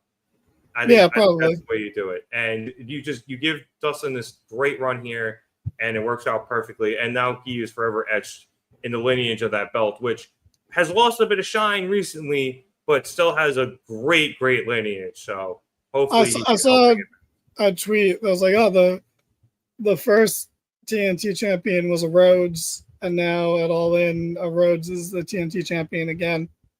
And that's kind of nice. It's nice that the company has been around long enough that kind of stat can start to occur, Yeah, that's very, very cool. All right, let's move on to our next match, one with a lot of stakes to it, which saw the Young Bucks face off against Swerve Strickland and Will Ospreay. If the Bucks lost, they would have to relinquish their EVP status, and if Swerve and Will lost, they would not be able to challenge for the AEW World Championship for a year. First things first, Will Ospreay got the Assassin's Creed entrance again, and would like everyone to take note. That is how you do a branded entrance. That thing was sick. And I'm pretty sure he got the Rey Mysterio pop out of the stage thing as well. That was Assassin's Creed. I thought it was God of War. I thought you said it was Metal Gear Solid. Oh, did I say Metal Gear Solid? Yeah, in the chat you said Metal Gear Solid, and I was I meant BioShock. Anyway, there was a lot of great sequences in this match, but it ended with Swerve pinning Matthew after a house call Hidden Blade combination. But Danny, this was a kind of a tale of two halves type of match where you had the first half of the match where it was very much the Young Bucks being the tag team and on the same page, and Ospreay and Swerve being the better individual wrestlers, but eventually the tag team experts were able to outsmart them and take over. And then Nicholas tried to hit that buckshot lariat, and it led to that insane sequence, which I believe ended with the house call Hidden Blade and everybody on the mat. And from Yes. there, to quote JR, business picked up. And we had some great high octane wrestling after that.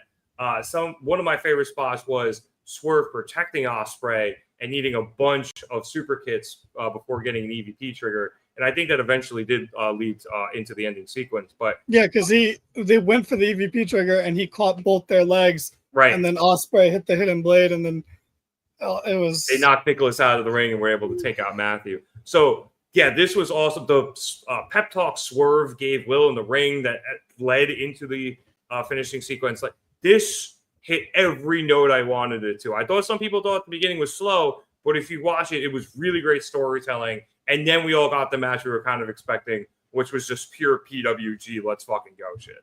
Yeah. And I think the only reason people might have been a little like quick to complain about it being slow in the beginning is because up until this point, the show was good, but not at the level everyone was didn't meet everyone's excitement level. Yeah, all of our warming excitement up. was through the fucking roof. So like, it didn't hit that high, especially because like the Gauntlet didn't have any surprises, which I think is good overall, but for a crowd, I get it. I totally get it. So like when this match started at a reasonable pace, it's not even like it was slow. It was just like a good pace. I guess it's slow for Ospreay, but like, Yeah, exactly. It was still really good. And some of the best parts of the match were in the beginning where the Bucks were just like, well, we're a tag team. You cannot out wrestle us at this point. We are a tag team. You are not. You So, like, can't out tag team wrestle us. Yeah. Yeah. Because, of course, that's good fundamental wrestling. That's a wrestling trope I think people don't think about as much, but when they do, they don't like it, where it's like, why are the two singles guys able to out wrestle the tag team? And granted, the two singles guys won here, but that's because this match was about a story, not just tag team wrestling. Yeah. You and James actually agree on something. He usually gets mad when the singles wrestlers beat the established tag team. But I think in this case, I was going to say in this case, it works. But again, we all were going into this thinking the Bucks were going to win. Just storyline wise, it worked out better if Will and Swerve couldn't challenge. But now we have the opposite of what we were talking about, where the Bucks are no longer EVPs, and now we have to see what their storyline is going to be. Yeah, it's going in. Me and James, or I think all of us, we got very on board with the idea of the Bucks winning because it makes Swerve's sacrifice a little greater in the main event, and I think it's just more interest in that way. It's like, do I wish the Bucks won? Honestly, yeah, but like that doesn't take away from how good this match was and how exciting it was. Like when they did the spots that ended in the double destroyers into the house called Hidden Blade, that was great. Oh, and like that whole sequence, it was like 35 seconds, which is I'm sure that'll be controversial online because people will be like, they just hit big moves and no sell them, even though they were all on the floor after that for a very long time selling it, where Penta no sold a buckle bomb and hit a destroyer on Monday and then went for a pin, and people were like, well, he's selling because it took him 1.2 seconds to get into the pin. I'm like, oh, these guys were at least down. So like, you're going to see a lot of hypocrites talking about that online. Whereas like, I actually have no problem with what my problem with what Penta did is I hate when people no sell the buckle bomb because I think the buckle bomb is fucking vicious and should be sold at all times. That's my only problem with it, is that I don't like it when it's done to the buckle bomb. But like, it's so good. And like, if you're someone who doesn't like the finisher spam or the big move spam, I get it, but I think you could, if you watch these matches more closely, you see how this helps build to that sense that so many matches on this card had, which is, how the fuck is this match going to end? Like, if this didn't do it, what the fuck are we doing here? And that's why, as much as the 3 Storm Zeros in the women's match made me feel deflated, it's also like, it's like, how can this match end? Because that didn't do it. So like, yes, our finishers spammed or kicked out of too much in modern day? Yes. But when you do it right, and it becomes, how can this match possibly end? That's exciting. You get caught up in it. Like, go to a show where this happens, and I guarantee you will be caught up in the moment. And to compare it to a different Young Bucks match, again, being in the building for the Bucks versus Ospreay and Fletcher, fucking had that where I was so convinced that Fletcher and Ospreay were going to win because of the way they kicked out of big moves and finishers. I was like, oh, well, this has to lead to the end of the match now. And granted, it didn't, but it, that's how you suspend disbelief in modern wrestling where everything is more and more excess. It's the same formula, just tweaked to be more. It's a longer formula. And I think this match and the women's title match was a good example of when this works. It works very well. And Ospreay kicked out of two different EVP triggers. Like the Bucks kicked out of hidden blades and shit. But that it literally became, how the fuck is this going to end? And I was so convinced the Bucks were going to win that when Swerve and Ospreay actually won, I was like, oh shit! Like, I am shocked. I am genuinely surprised because I really thought that the Bucks were going to win. So I don't think the match could have been formatted much better in that regard. And it just was a good fucking match. As I knew, I had high hopes for this match. This was up there. I was like, this could be match of the night in a show full of matches that can easily be match of the night.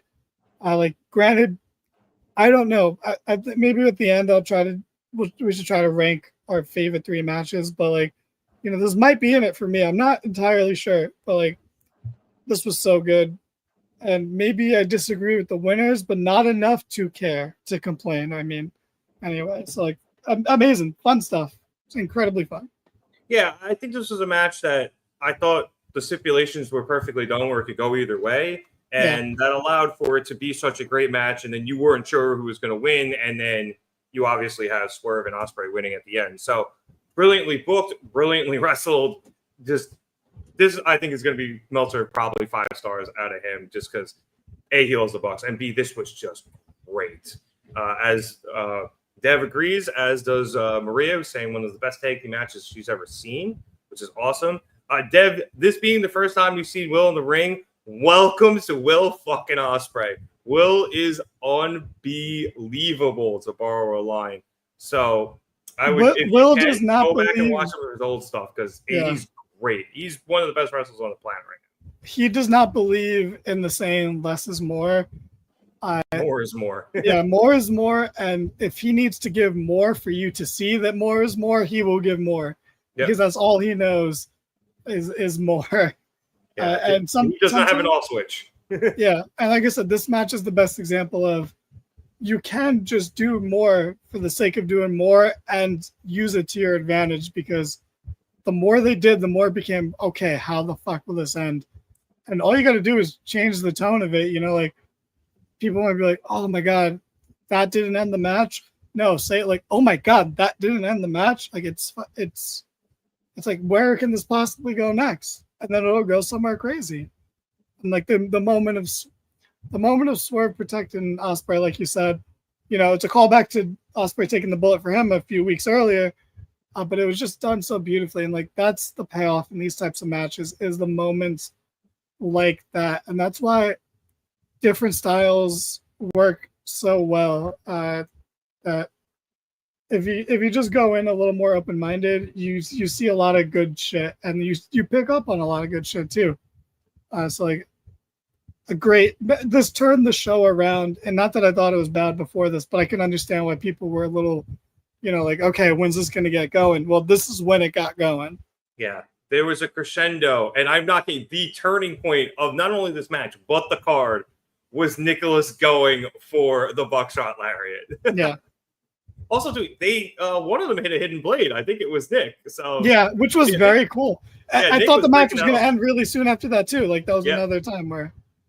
Yeah, Nick breaking out a bunch of moves with him as rivals. So I thought that was great. So great job out of them. Definitely going to rewatch this at some point. Last thing with that on me saying all this stuff, when matches have these high impact stuff constantly, you lose track of time. So like there were times I thought this match could end because I'm like, how long have we been going? I have no idea because so much has happened.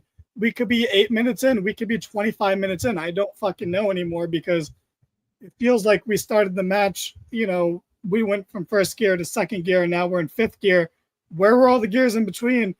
How long has it been? Where am I? You know, like that's the beauty of this high octane style, is that you get lost in it and you have no idea how long a match is because it's just so much.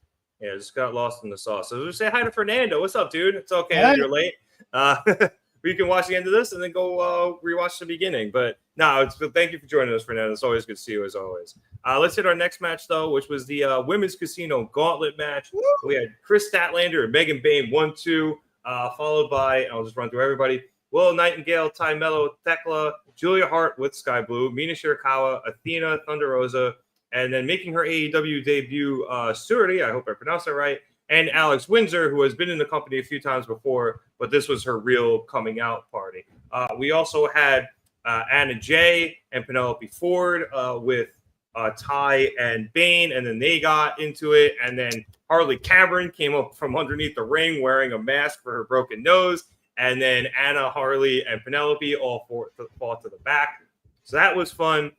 This ended with Mina Shirakawa taking out Thunder Rosa with a hurricane, and then she was going to lock in the figure four, but Athena had snuck up to the top rope, and she hit Mina with an O-face and picked up the win. So, Danny, Athena on the main roster. I know that's the headline here, but there is so many layers to this match, and I'm afraid because we're almost at 2 hours. Oh my god, yeah, I kind of wish we did this match fourth, honestly. Yeah, probably to give you the time you needed. Yeah, We're gonna have to do a whole separate show tomorrow just for this match, and then we could do Evolution after. yeah, we'll do another review of All In tomorrow, and then we'll do a review of Evolution. Because my Evolution review is going to be really short. I'm going to talk a lot about the triple threat match and then barely anything else. Yep. Because there's nothing else to care about because they haven't put any effort into anything else. So, you know, that'll be fine. It'll be an hour 20 review, and 45 to 65 minutes of that's going to be about the triple threat. But this gauntlet, so fucking good. Perfect 2 people to start, people with history, the 2 biggest people in the match, stature wise, power wise, and then you bring out it was Willow third, right? Well, Yep. The fucking pop Willow got. Oh my god. So And you had Bane and Statlander kind of teaming up against her as well. yes, and they teamed up a lot in this match. Yeah. That was a running thread of Statlander kind of like subside into the fact that Willow doesn't forgive her and she can't really do anything about it, and just like, all right, fuck it. Yeah, Stat put her hand out, right? And Willow slapped it away and just decked her. Immediately, like literally, Stat put her hand. You couldn't even tell if it was for a handshake or like to be like, hold on, you know, like Willow was like, fuck you, no stare down, slapped her hand out, immediately started swinging. So good. Willow's a huge fucking star now. Like, look at the difference between Willow like 2 years ago and now. It's insane. You know, like she was likable and over, but now she is like over, and you love to see it. I love that like I'm always gonna love Statlander. I'm like, you know, knowing she won her spot in the beginning, like I was like, okay, she's not winning this match, but she's gonna be, you know, the glue of it. This match had so many moving parts, and I want to highlight some of the best parts. I love that Ford, Anna Jay, and Sky Blue were not in the match, but like I am in the match, and I am. Yeah, I skipped Sky. My apologies. And Sky was even funnier because she didn't even pretend she was there to watch. She immediately got in the ring and started kicking people. Mina tapped her out. Mina thought she won. Yeah. And the ref was like, no, she's not in the fucking match. You can't blame her in that one. She doesn't even look like, she looks a little bit like a dumb babyface, but not that dumb because, yeah, the person got in and started wrestling everybody immediately. She wasn't on the outside kind of interfering, fucking with things. Like, no, she was in there, in the action the whole time. Like, and I'll be honest, she hit some of the best kicks I've ever seen Sky Blue hit was in this, interfering in this match. I loved the partners, I can't even say, well, Penelope Ford's a lackey, but Anna Jay and Sky Blue are partners. I love the partners just getting involved in the match and just fighting, and not like, I liked when the Gates of Agony got involved on Ricochet's behalf, and the Guns came, equalized them, took them out, and that's fine. That's classic wrestling. That's pretty easy. But what they did here was a little bit more advanced, where Sky Blue was just like, no, I am wrestling here. I'm constantly having this person's back. I'm in this match the whole time. To me, that's like, you know, that's like wrestling 102 shit. That's a little more advanced. It's an advanced class, yep. Yeah. I was like, that's cool. That's way more. Partners should be doing that shit in these types of matches, because why not? Nothing's stopping you from doing it. Like, that was so cool to me. And the other really cool part that really differentiated this, and I think this was 10 times better than the men's one. Once again, women's wrestling is better than the men's. But like, you know, this one was so much better. And one of the things that made it so different was that in the men's one, it was a lot of, and in all these types of matches, Royal Rumbles, any multi-person match, it's always everyone's down on the outside while the two people in the ring hit their spots, and then the third person comes in and they switch sequences, and you know, now that person's hitting their spots and someone else slides out. This match was different because everyone was on the outside fighting the whole time. It was never just the two people in the ring are wrestling and everyone else is down. It was always the two people in the ring are the focus, but there's shit going on in the background constantly. There was always Megan Bay and Statlander, like Thunder Rosa on the outside fighting someone, Sky Blue, like coming in and out of the ring. It wasn't just you roll in, hit your spot, now you roll out. It's you roll in, you're in the ring for now. Everyone else is on the outside fighting. So fucking cool. Also, when Statlander power bombed Megan Bay and off the turnbuckle into the crowd of people. I was about to bring that up, because what you were talking about, where everyone was always fighting on the outside, actually perfectly set that up. Because it wasn't just a bunch of people who magically stood up to catch the power bomb. It was a bunch of people, and all the fighting just happened to, you know, kind of end up in one spot. And then Bane was going up for, I assume, a moonsault, and then Stat came over and power bombed into her into everybody, and that actually led to the finish, because Mina, Athena, and Thunder Rosa were basically the only people who got away unscathed. So, no, this was, I thought, brilliant storytelling. You introduced new characters. Everyone had their moment in the sun, so to speak. So, yeah, this was a perfectly booked match. And I also really like the fact that everyone was in that was quote-unquote scheduled. Like, there was not a final participant, because I'm like, is somebody else coming out? Somebody else coming out? Like, no, like, everyone seemingly got in there. So it led to a lot of action just because there were so many people running around doing a bunch of things at once. Where could you keep track of it all? No, but everywhere you look, something was going on, and whatever it was good.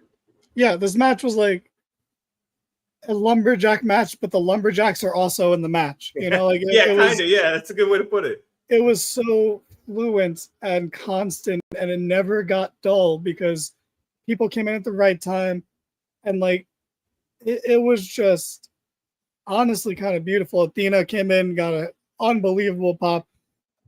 This is one where, like, I hate when people take the wrestling fandom that are complaining about something and then turn it against them to be like, fuck you guys are wrong for complaining. You see, but in this one case of Athena, why were you guys worried? She was always going to be in this match. Like, I get it.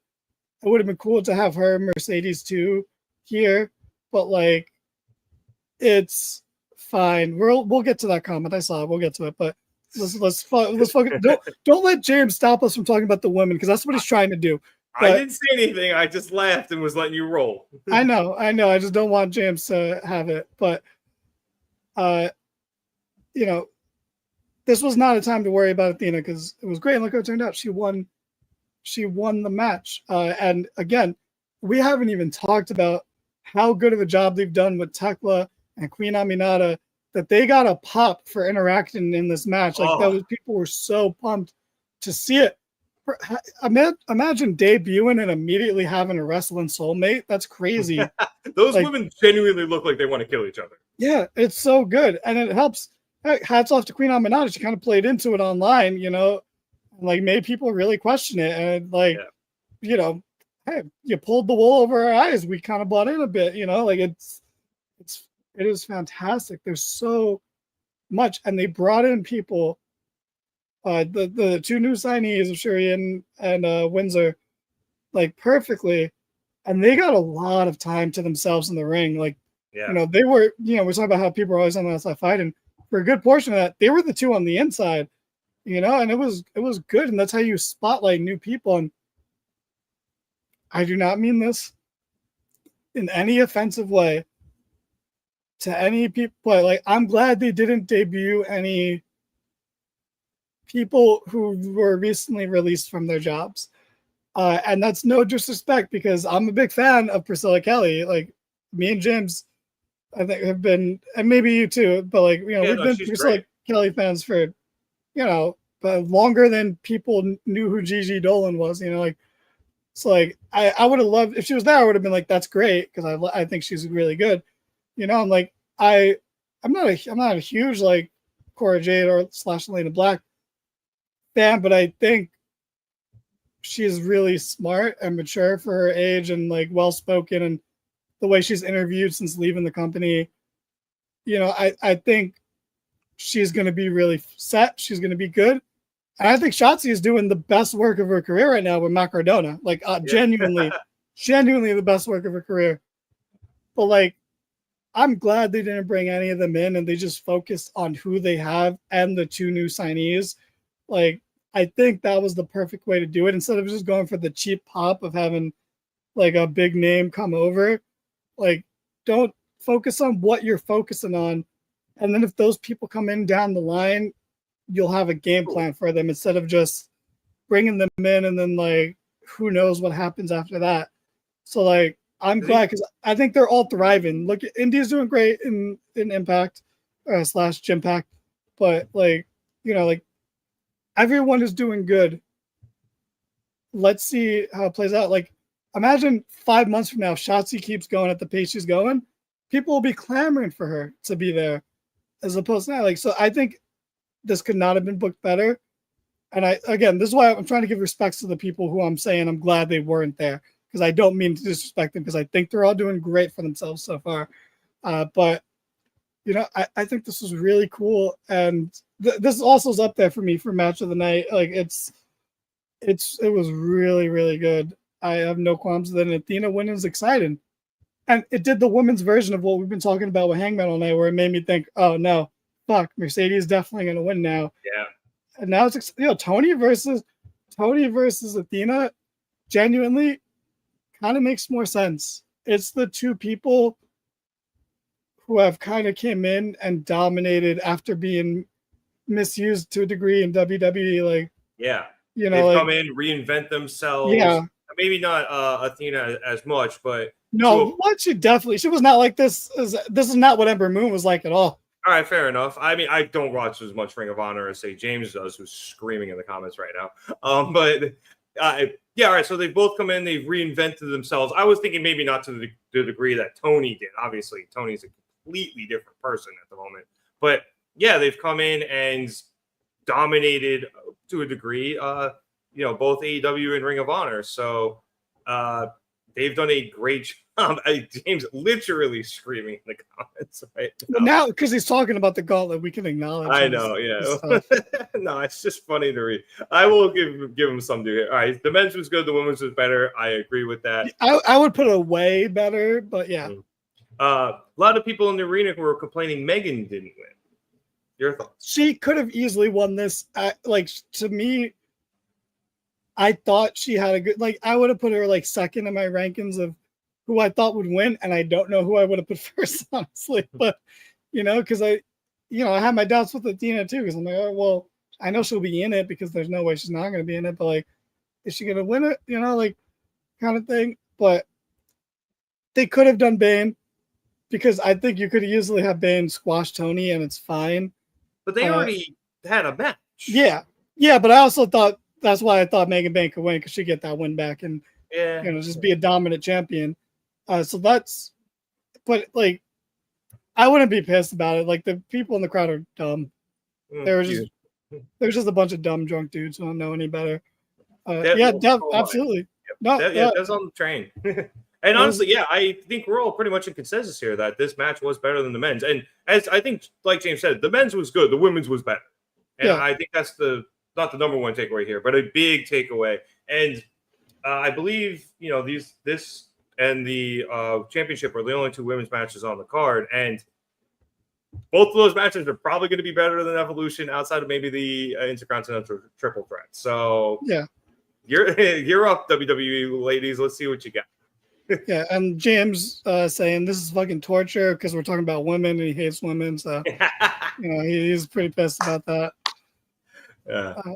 But yeah, now, I guess we can have his comments. And his hotel's the wrestler's hotel because he's a fucking stalker and he's gonna hound them for autographs, and then he's gonna hawk them on this podcast. So stay tuned for that, I guess. But Mark. How many action figures did you bring with you, James, for people to sign? Like what are we doing here? You absolute stalker.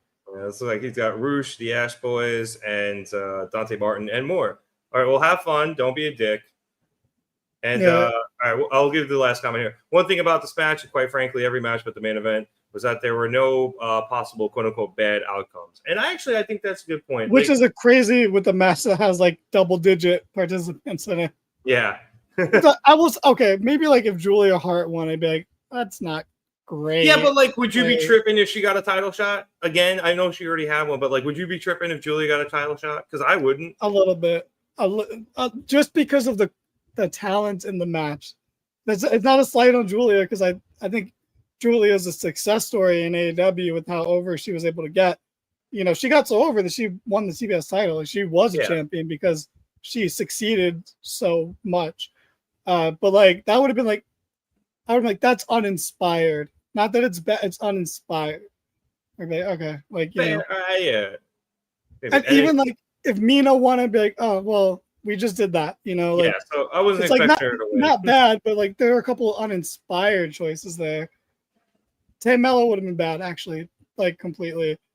She needs more, she's coming back after a long She's got to incubate a little bit more. Yeah. I agree. But like, again, I don't mind her getting a title shot at some point. It's just not exactly not right now. No. Yeah. Maybe see me in a few months. Absolutely. Right now, let her sink her teeth into her story. Yeah. Everyone, according to James, everyone may have had a favorite or preference, but no one could reasonably argue that any of the choices would have been quote unquote wrong. Well, James obviously hasn't been listening for the past 2 minutes as we've done that. Well, I think the bigger point is it's not that anybody would have been a bad contender. The timing would have been poor for some of them, like the people we just mentioned. But no one is a bad contender that was in this match. And I think that was one of the biggest strengths of this match, where anyone could reasonably win. James only values women for their appearance. Get him out of here, Bonk. We don't condone James. She is a mother, sir. She's married and has a child. She has a child. Go sit in your room. She is basically from Texas now, because I think that's how marriage works. But wait, can Ty and Sammy reasonably call their stable Texas Day Brazil? Should I now leave? I think they can. But anyway, James, I'm ignoring you. Have you been drinking? Anyway, let's move on to the final match we have to cover, which was the Hurt Syndicate versus Patriarchy versus JetSpeed for the AEW World Tag Team Championships. This was cool. FTR was on commentary because they decided after the win on the pre-show that they were going to be on commentary. So good for them. But they actually ended up getting involved in the finish, where Bobby threw Christian into FTR. And then when Dax got up after throwing Christian to the side, Bobby shoved him back into his chair. So when Christian went for a kill switch in the ring, FTR jumped up on the apron, and that ended up distracting Cage. And that allowed Bobby to push Christian off of him into FTR, who then fell off the apron. And Lashley hit Christian with a spear as Cage came back off the ropes. And Bobby and Shelton retained their titles. Now, there's a lot of stuff after this, Danny, that we're going to talk about ad nauseum. So I guess real quick, what'd you think of the match? I found it fun. I'm a big fan of JetSpeed. Nick Wayne, I thought it took some wicked bumps in this match, especially that Wayne's World. I think it was on the apron or to the outside, whatever it was. It looked like it hurt. And everyone played their part well. So I very much enjoyed this match. We continue to hurt people. I think I mean, it was fine. But Nick Wayne, I think, was the real standout here, which is good because with the post-match angle, you knew you were going to get a bunch of heat on him. So I think he had a lot of shining moments in this match to, make what happened after the match not seem like, he's going to be in over his head. I think, Nick Wayne might turn out to be what they wanted from a guy like Hook. Yeah. Well, surprise didn't show up, by the way. I didn't mention that earlier, but there were rumors he was there. I think something weird's going on with Hook, and I don't mean to speculate, but I'm like worried about him. I hope he's like okay, because like that shit where he was like throwing up in the ring, like I hope that's not like something that's still lingering and affecting him. Yeah, same. But I know he came back with that weird spot where he didn't celebrate with Joe and shit, but like, it's easy to do a spot, like that where you're hitting someone and not doing any bumps. So like, I hope he's okay. I don't know what's going on. I just have like a little bit of a bad feeling about that. But to get back on track, the match was fine, but I think we got to just get into the post match. All right, let's get into it. So after the match, FTR got in the ring. It looked like they were going to go after a downed Christian, but Kip Sabian and Nick Wayne got in the way. Christian eventually got to his feet, and there was some pushing and shoving, but Christian went to leave until Nick grabbed him, pulled him back from through the ropes, and hit him with a kill switch, which Christian obviously sold like death because it's his own move. Kip then went out and got some chairs, and they set up Christian for the concerto, and obviously that all stopped when the return of Adam Copeland happened. And this was the worst save since Jeff Hardy tried to save Matt. Cope comes out, his music hits, he runs all around the stage with Spike in hand, pauses in the middle of the ramp to have his fucking pyro go off, and eventually starts going to the ring. He takes out Nick and Kip on his way down there. He hits FTR with a double spear, and he hits Sabian with a spear while Nick was able to avoid a spear and got away clean. After clearing the ring, Copeland helps Christian up to his feet, and Christian very nervous about Copeland trying to help him, but Adam just takes a mic and he goes, "Go find yourself." Drops the mic and leaves Spike in the ring for Christian. So this was awesome. I was kind of like obvious Adam Copeland is obvious, but I still popped when that music hits. It's still always great. And then, like I said, he did the most Jeff Hardy dancing to save his brother thing on the way to the ring. So wrestling logic aside, this was still a lot of fun. Oh man, it was. I shared it in the group chat. I saw a really funny tweet that's like, Cope saw a young guy getting over and couldn't even stay in the back for 2 minutes before running out there, and it was funny, and him making his full entrance and hitting his poses is actually maybe exactly why the main event didn't have music hit for the run-ins. To quote Cody Rhodes, Hogan must pose. Maybe they were right to not have music cues for the run-ins in the main event, because this is what happens when you do that. Yeah. But Swerve would have just strolled out and did his little 100% instead of actually just attacking the Bucks. It would have been so slow. It would have been like the Austin Power scene with like the forklift or the steamroller. The steamroller. Move! No! Sorry, I've watched that movie too many times. I mean, we're of that demographic, but this was fun. It's something that I like to joke about, but this was good, and I've been very against the Edge and Christian reunion because, one, who the fuck is Edge? But two, Christian has been perfect. His entire AEW run, Christian has nailed it. He's done everything perfectly. He turned out to be a better sign-in than CM Punk because, if you remember, everyone who foolishly thought that maybe when Christian debuted that was going to be Punk, it turns out Christian was perfect and has been great the whole time. So, I didn't want him to just become a nostalgia act when he has been so much more than that and so evolved. He is evolved with the times while still remaining an old school heel. Nobody blends into modern times without changing too much about themselves more than Christian. He's kind of a perfect old school heel in that way, and I love him for that. So I didn't want him to just become a babyface to team with Cope and go for the nostalgia bait. And I didn't want that for Cope either, because Cope is better than that. Cope is we make fun of him a lot, and rightfully so in a lot of cases. About to say rightfully so. But he is still really, really good too. He also was one of the best heels of all time. I'm just always going to prefer Christian over Cope, and that's just personal, but that doesn't mean Edge wasn't fucking fantastic from 2006 to 2010 as a heel in a time where a lot of his contemporaries were really bad. I can't think of anyone in particular that maybe is retiring this year, but still, Edge was a shining light as wrestling was getting worse going into the PG era.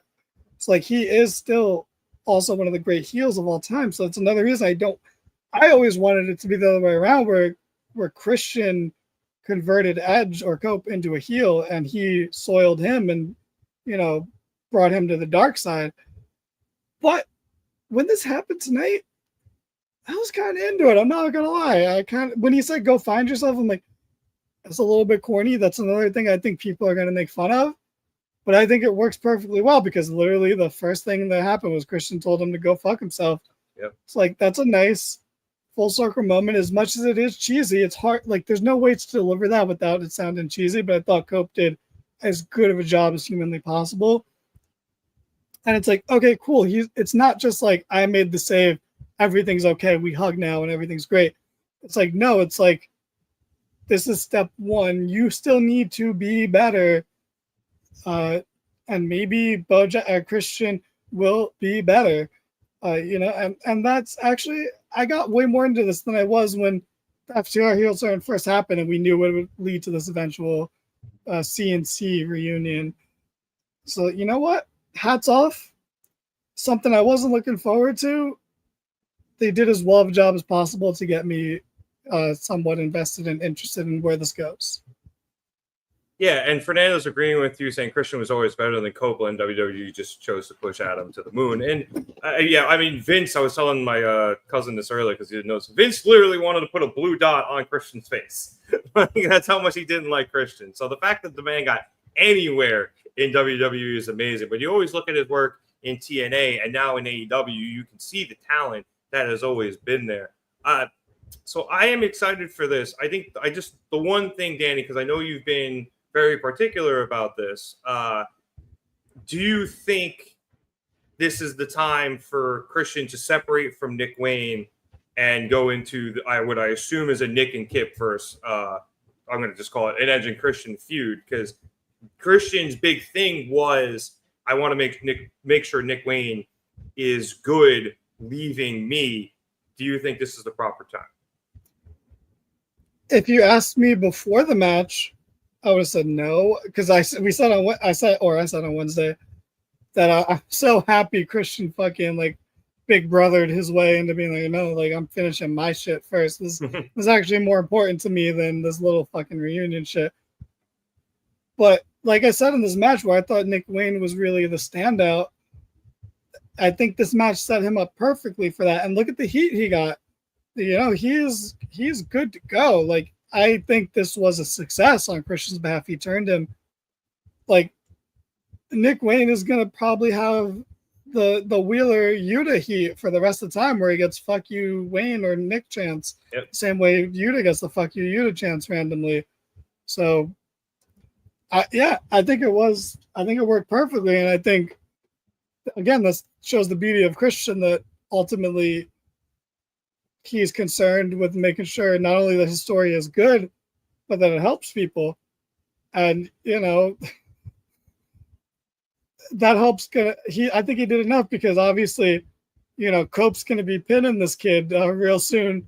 So Christian did it. I think Kip is taking that pin, but I imagine we're going to get kind of the reluctant tag team partners of Copeland and Christian facing off against Nick and Kip. And then FTR. And then eventually they work their way over to FTR. So I imagine that is the play, and that's always kind of been the play for Tony. I know he wanted to hear it all in, but respect to Christian for making sure Nick Wayne was able to do this on a big stage where he could get the heat proper to keep on moving forward. And I think it made Cope's return better than if he returned coming into the show to have the match.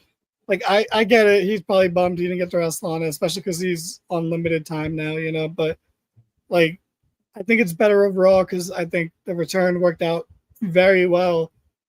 So like, I can't imagine this would have gone better if he returned a month ago and then they had this match, because then I feel like the match would have been lost in the shuffle on a stacked card. And I don't think this could have been done much better. The only thing that really suffered from all this was JetSpeed, really. Yeah, which sucks because I thought they did great in the match, and I know we only kind of briefly touched upon it. Yeah, but it is getting overshadowed, but they put on some proper work during that match. So shout out to them. I think Knight and Speedball always put on a great show. So I think they did a great job. And the Hurt Syndicate too. I mean, they're the fucking Hurt Syndicate. I don't know what it's called, but how Bobby does like it's not a choke slam, but it's like kind of like a choke slam, but it's more like he has his hand on their chest and stomach and he fucking brings them all the way up and down. Kind of lifts them. Yeah, where I'm like, the one he hit on Speedball tonight was, oh my God. Like, to me, I was like, bro, that finished the match right there. There's no getting up from that. Like, that is the best I think I've ever seen him hit that move. And he's hit some good ones. Like, that was sick. Continue to give the Hurt Syndicate their flowers. I think I was live posting on Blue Sky during this. I guess, is it still called skeeting? I don't know what it is. Anyway, I was posting there and I said the Opps might be the coolest group this side of NWO. I forgot the Hurt Syndicate. I think they're 1A and 1B. They're right there. Both of them are so fucking cool. So I think Maria with a good shout here. Nick Wayne could possibly be in a Dirty Dom type of trajectory, and I think that would be great for him. So that's a good call there, Maria. I like that. I didn't want to bring up Dom when talking about the Hook stuff earlier and like this stuff, but yes, they do all occupy this space. And it's funny because years ago, Dom was terrible and Hook was the coolest fucking guy on the planet. And now Hook is still great, but he's lost a lot of that momentum he had, whereas Dom has reached another stratosphere. And I think time will tell with Nick Wayne, but hopefully he's going in that Dom direction. Yeah. Fernando saying JetSpeed are great, but they were made to look like chumps too many times before this match. I thought they came away looking great on Wednesday, so that kind of helped make up for it. But I kind of understand what you're saying. It was a build of them getting beat down to them doing the beat down, but it worked. And Dev letting us know that Seth hurt his knee tonight versus LA Knight. We did hear about that. We're waiting for more information to really talk about it, but we hope Seth is doing well and we send him our best. Yeah, we hope Seth is doing well, but I don't give two shits about what's going on in WWE tonight. I'll care tomorrow when it's Evolution, but tonight, nah. All right, and that was All In Texas. Danny, I thought this was a great show. You mentioned it, and I agree that it took a little while to get the ball rolling, but it was kind of like dropping a snowball down a hill. It gathered the momentum. It got bigger and bigger, and I said it before, that buckshot lariat from Nick Jackson changed this entire pay-per-view on a dime. And everything after that was just absolutely sublime. Yeah, great show. So much fun. It was too long, but honestly, it kind of flew by. Like, yeah, weird, right? It was 6 hours, and to somebody who was supposed to be at a party 3 hours ago, it felt very quick. So I'm not really complaining about the length outside of the fact that I'm supposed to be somewhere. And I apologize for continuing to bitch, but like the show itself was so good that I don't care. It was 6 hours. It was unbelievable. I'm glad I watched it. I'm glad I was able to review it with you and everybody else here with us tonight. So I was fucking thrilled. It was definitely worth my $50, as is tradition. Okay, I guess one last comment to get in. No, the fuck it did not feel quick. Oh, sorry, James. You're actually wrong. It kind of flew by watching for 6 hours. That flew by. Like, it felt like 4, which is still a long time, but like.